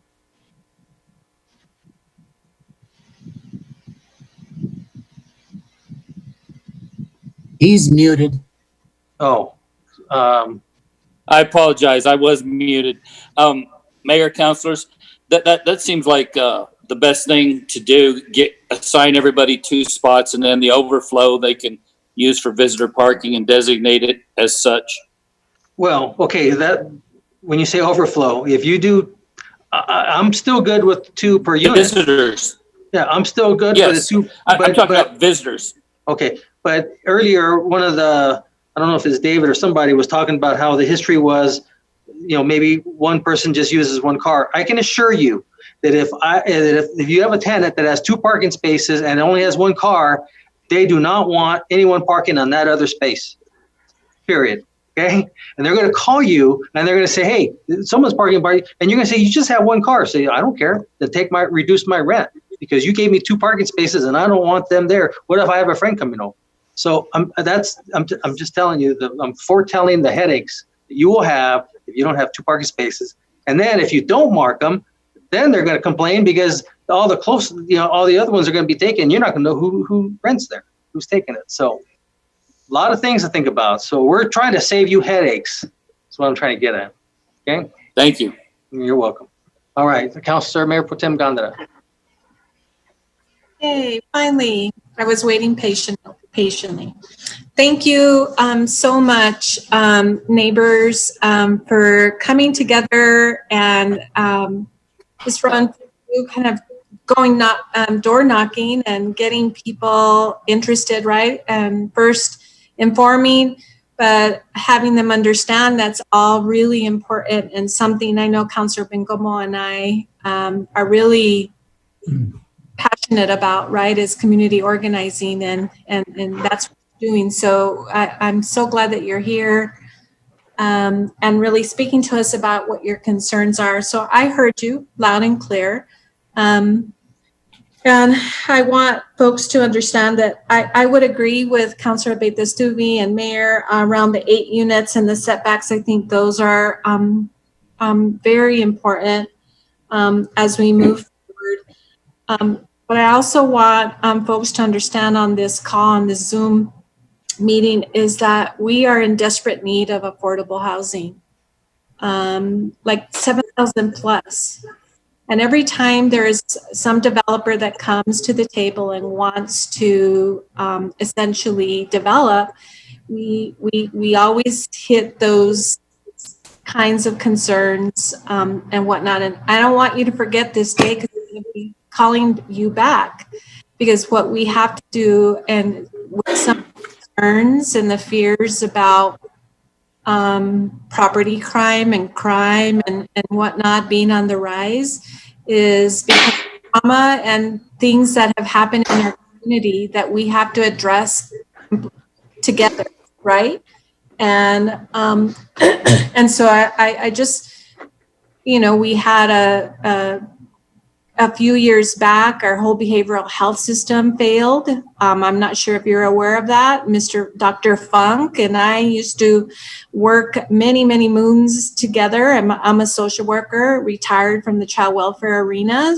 And so those are things that we really need to address. The fact that we don't have the proper access to access to mental health and health care, housing, food insecurity, all those things that I think lead to that kind of crime that we're seeing. And not just in your community. I live on Juniper Avenue on District 1. We're seeing that here too. And all the many conversations we're having with our law enforcement officers about how to address that. And so I don't want to seem like I'm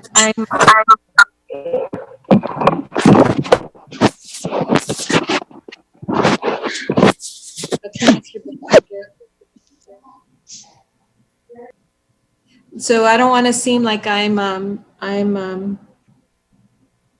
preaching, but we're going to need each other to really work through this as we move forward, because infill is something that we want to use and as a tool, and this is one way I think that we can do that. Someone said you don't think that the 12 units really puts a dent on things, but that could be someone who you know, doesn't have a home. There isn't anything available. And Sarah and I have all these conversations a lot when we talk about these things. We really need to come to a space where we are working together. She can tell you the numerous times where folks, and Sarah and I came to college here, right? And we lived in some space, in some places that we might be questionable. So we want to be able to improve our housing, and so that there's more quality and more of them, for sure. So I've known Mr. Bannister for a while, because he works in some ways in my field. So I guess I just want you to know the kind of person that he is. I met him many years ago when I was the manager at the child welfare department.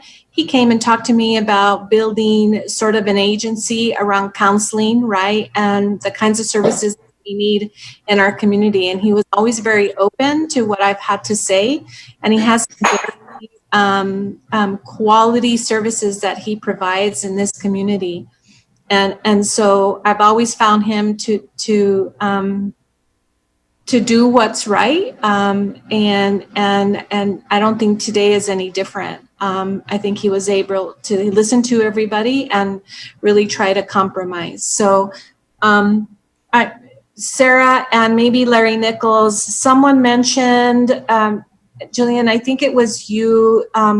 There's a couple of historic properties in that area that I'm really concerned about, especially being part of the Historic Preservation Committee. I wonder if anybody in our staff has examined that and understands, you know, because when we have more traffic and there's that kind of development, it lends itself to instability, right, of properties that have been there for so long, especially a little bit properties. And I hear that a lot, specifically in the Mesquite and especially more so in the Alameda Historic District, with the numbers of people traveling and the speeding and those kinds of things. So have we taken any, have there been any assessments about what might this property cause some of this historic properties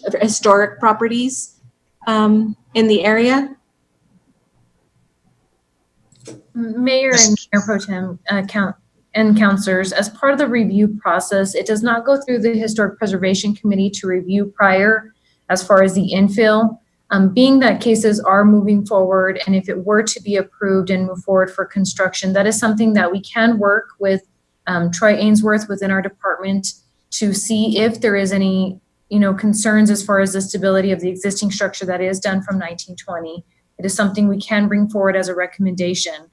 Some of the properties that are located within the area, we do not have a registry for. We have one for Alameda, we have one for South Mesquite, we have one for North Mesquite. So it would be something that we could look forward to in our future, as well as getting those historic registries maybe done for certain areas where we know buildings are at. I appreciate that, Sarah. I think it's something I definitely want staff to consider, especially as we start moving in the, building up in that El Paseo corridor. I think it's because some of that, development many years ago with many professors, and I've heard different stories from different people that have called and said, I'm so excited that you're looking at that, and that might be something that you want to consider is historic,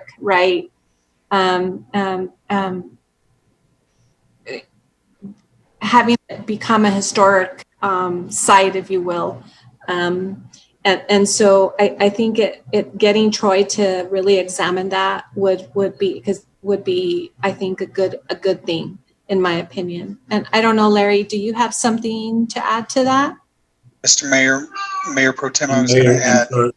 But David, do you want to go first? I'll comment as well. Madam Mayor Pro Tem David Dolan, for the record. You'll need to remember that our historic preservation designation is voluntary by the property owner. So, if the property owner is interested and has a structure that is 50 years or older, they should approach Mr. Ainsworth in the Community Development Department for that designation. They don't have to be within our historic districts, North or South Mesquite, Alameda, or Mesilla Park. Based on its age and its architectural style, it could be eligible.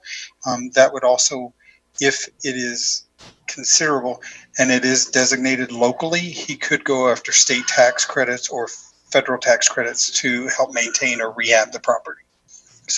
Right now, it's all on voluntary basis. Yeah, no, absolutely. I know that I think in the letter that was written, or maybe Ms. Rowan, some of your commentary had to do with the particular historic structure of the 1920s. So I'm very mindful of that. And I mean, we've developed this whole committee and an ordinance and all sorts of things that we definitely need to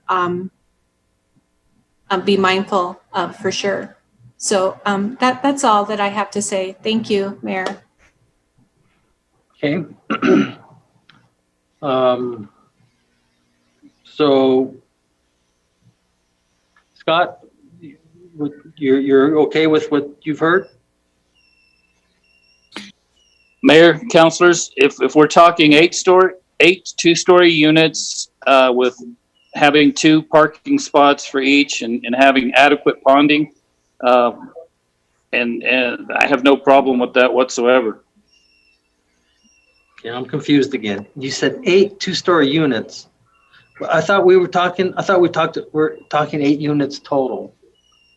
Councilor Abeyta-Stube, can I have you come back on? What was it that you had brought forth? Yes, so he's doing they're 2-story units. So if my thinking is correct, it's 4 and 4 then, Mr. Bannister? Yes, ma'am, correctly. Just like the footprint is now, but instead of having 6 on each side, we'll have 4 on each side. Okay. So 4 on each side, 7-foot setback, 2 spaces per unit. And then if you require 1 foot of a solid fence above what your fill would be to prevent overflow into to the neighbors. Mr. Mayor, Yes, David.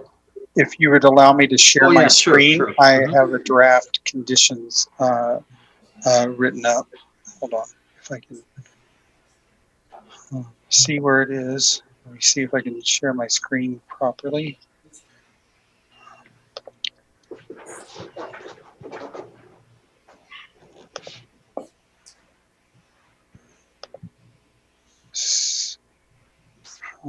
So that was the old resolution. Under the new draft one that I created, hopefully it'll behave and work for me.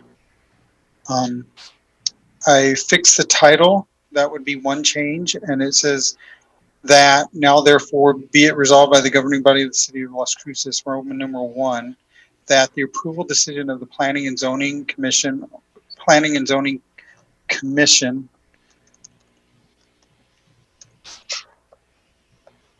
on May 26, 2020 is hereby upheld with the addition of the following conditions. 1, no more than 8 dwelling units per the site, requiring a 7-foot side yard setbacks. 3, a 1-foot solid wall or fence taller than the height of the amount of fill brought into the site, not to exceed a total fence height of 8 feet. And 4, requiring at least 2 parking stalls per unit.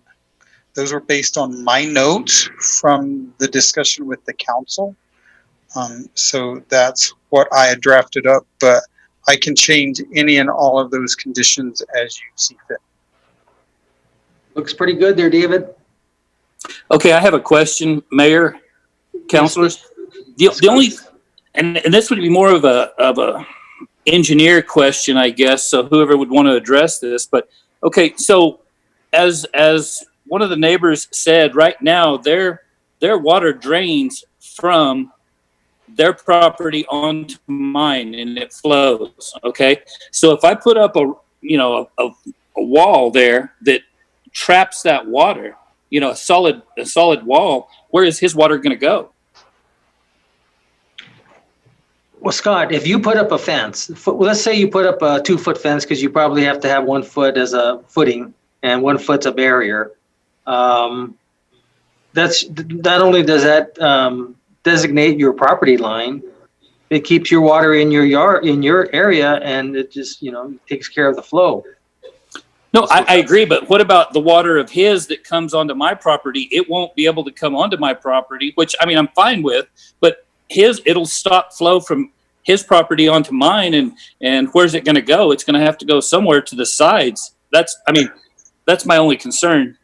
Mr. Mayor, Mr. Bannister, I offered the wording solid wall or fence, because then you could do a wood fence that would allow flow in underneath. Okay, I was thinking rock wall. Or you could do chain link with opaque screening. It just depends on the will of the council and what conditions you're willing to accept. Got you. But it does need to have water flow to be able to flow, though, I think. That's why I left it as solid wall or fence. Okay, that's fine. Councilor Abeyta-Stuvey, if you like these, if you want to make that as an amendment. Yes. Thank you, Mayor. I would like to make, and do you need me to read it verbatim, or can I just make the motion? Probably wouldn't hurt. Oh, wait a minute. Before you do, it looks like Councilor Flores has a quick question, if you don't mind me interrupting. Yes, Councilor Flores? Hello? Councilor Flores? She doesn't have a microphone. Yeah, She's on her phone. Mr. Mayor, I would also offer, before we make a formal motion on the amendment, we should also change the title, and I have that worded as well, but I would take that as a second amendment, because I think you need to clarify the title as well. Okay.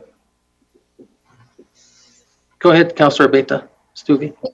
Mr. Mayor, I would like to then make an amendment to change the resolution to now include that in section 1, that it now reads that the approval decision of the P&Z Commission on May 26, 2020 is hereby upheld with the addition of the following conditions. 1, no more than 8 dwelling units per the site. 2, requiring 7-foot side yard setbacks. 3, 1 foot solid wall or fence taller than the height amount of the fill brought into the site, not to exceed the total fence height of 8 feet. Or 4, requiring at least 2 parking stalls per unit. Okay, is there a second? I'll second it. Second by Yvonne. Okay, By motion made by Councilor Beta-Stuvey, second by Councilor Yvonne Flores. Any questions on the amendment? Does that mean we lose the landscaping and the trees? Phyllis Koessler, sorry, butting in. I'm sorry, who's speaking? Phyllis Koessler, and I just wanted Oh. to make sure that the landscaping stays in there. Yeah, Ms. Kessler, I'm sorry. I please, I can't really take comments from you right now, but you do bring up a good point. Thank you for doing that. So let's move in a second. We can discuss this. Did you have a question, Councilor Flores? No. Okay. No, I don't. Your hand's up. Mr. Your blue hand is up. Well, I know, it's just that, I'm, okay, there you go. Thank you. Yeah, I think Councilor Sorg had a question and then Mayor Pro Tem Gondana. Yes, Councilor Sorg? To be clear, this just changes those parts. The rest of the resolution still stays the same. Well, Mr. Mayor. we may want to clarify that. Yes, David Dahlhan. Mr. Mayor, David Dolan for the record. I agree with Councilor Sorg's assessment that none of the other conditions on his site plan were changed.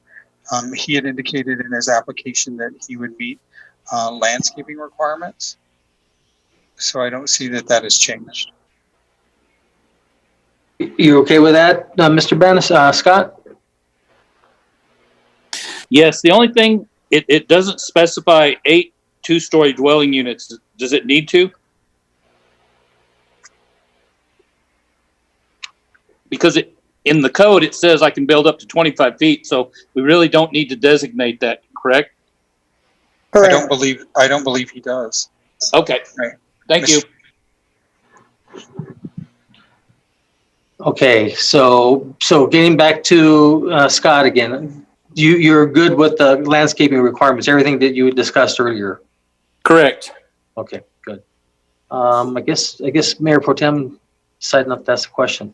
Okay, so this is on the amendment. So it's been moved in a second. Christine? This is on the motion to amend resolution 21-009 to add section 1, that the approval decision of the Planning and Zoning Commission on May 26, 2020 is hereby upheld with the addition of the following conditions. 1, no more than 8 dwelling units per the site. 2, requiring 7 feet side yard setbacks. 3, 1 foot solid wall or fence taller than the height amount of fill brought onto the site, not to exceed a total fence height of 8 feet. And 4, requiring at least 2 parking stalls per unit. So, Councilor Beta-Stuvey. Yes. Councilor Vasquez. Yes. Councilor Bencomo. Yes. Councilor Sorg. Yes. Councilor Flores. Yes. Councilor Gandara. Yes. Mayor. Yes. Okay, David, you said you had to clarify the title.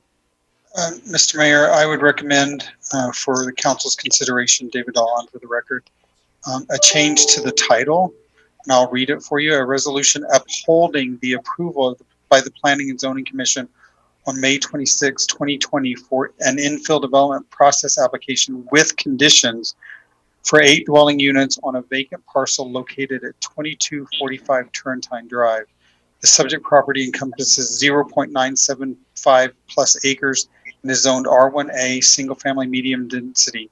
Submitted by Phyllis Kessler and Carl Kessler Stryker appellants. We can strike the last sentence on that, but I only changed the first sentence. When you say strike the last sentence, you mean strike where it says submitted by? Yes. Yeah, let's do that. Okay. Okay, is there a motion and a second for this, to amend this title? I'll make, So moved. Who made the Second. motion? Who made the first motion? Counselor Sorg. Counselor Sorg, and second by Counselor Flores? Flores. Okay. Okay, Christine, on the second amendment, clarifying the title? This is on the motion to amend Resolution 21-009 to change the title to a resolution upholding the approval by the Planning and Zoning Commission on May 26, 2020 for an infill development process application with conditions for 8 dwelling units on a vacant parcel located at 2245 Turrentine Drive. Councilor Abeyta-Stube. Yes. Councilor Vasquez. Yes. Councilor Bencomo. Yes. Councilor Sorg. Yes. Councilor Flores. Yes. Councilor Gandara. Yes. Mayor. Yes. Okay, so now we're on the main motion, and this is gonna get tricky. So if we're gonna uphold the planning and zoning decision now with these conditions, do we still deny the appeal, thus voting no? No. No, Mr. Mayor, in this instance, you would now be voting yes on the amended resolution. Correct. So we don't have to deal anything with the appeal then? No, sir, you do not. Okay. All right. Correct. Who's that unauthorized person who keeps talking? Is that you, Councilor Flores?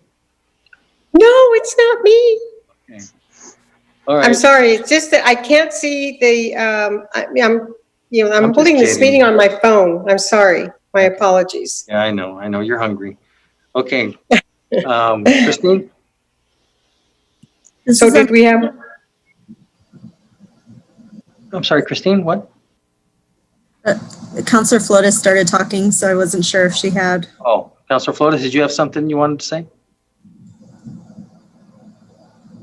well, was there a motion? Was there a yes and no and all that? Oh, Yeah. we haven't started yet. So I just wanted to clarify it. So then basically now one needs to vote yes to uphold all these amendments that were just recently passed. And that's what I wanted to clarify. So, okay.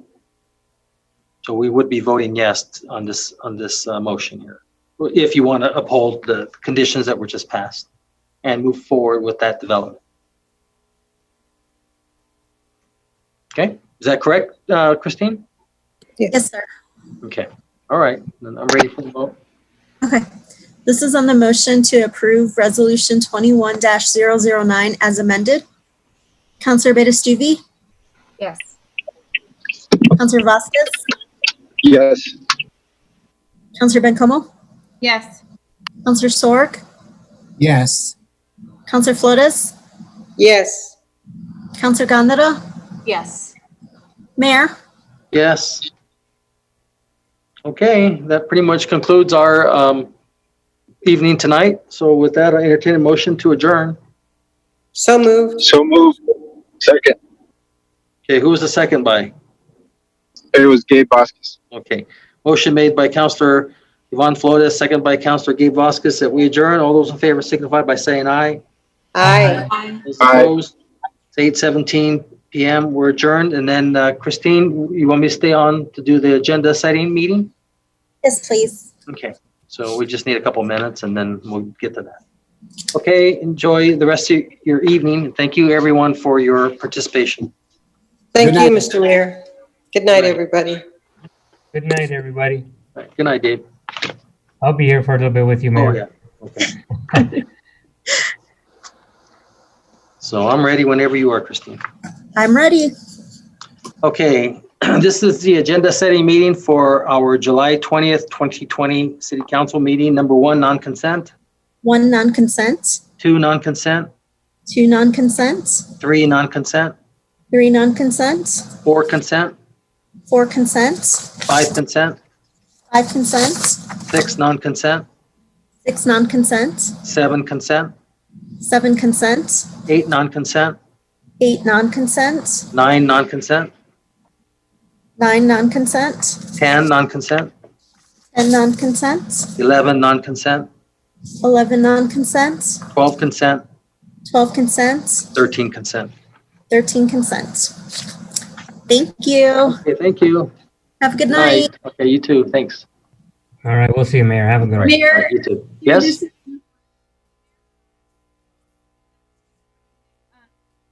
we changed that. I didn't realize that there was going to be a change in the title of that ordinance. We're going to have to hear it again. We're going to have to go through a formality because we did not comply with OMA. The title was changed. It shouldn't have been changed. I'm sorry, and I didn't realize it until it was too late, but it's a formality, and we'll just post it again, and we can even put it on consent or something. It's not a big deal.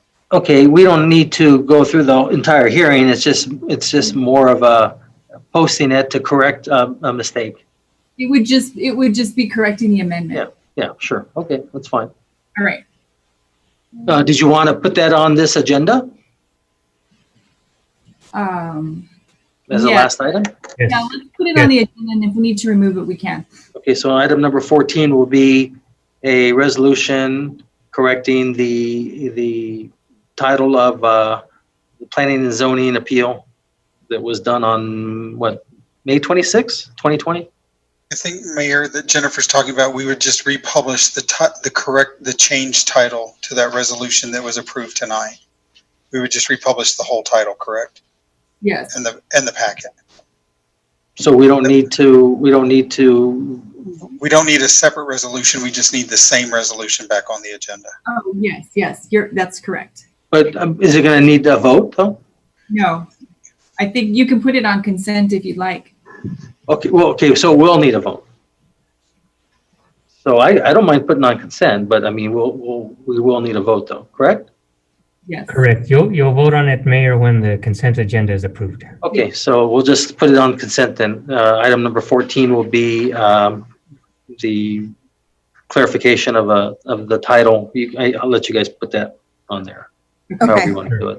Okay. We'll get the And title. Christina, I copied that resolution in iCompass, so if you let me know, we'll work on it together in the morning. Sounds good. All right. Thank you. Okay, Thank you. thank Have you, a good night, everyone. y'all. Okay, good night. Now we will sign off. All right. Good night, everyone.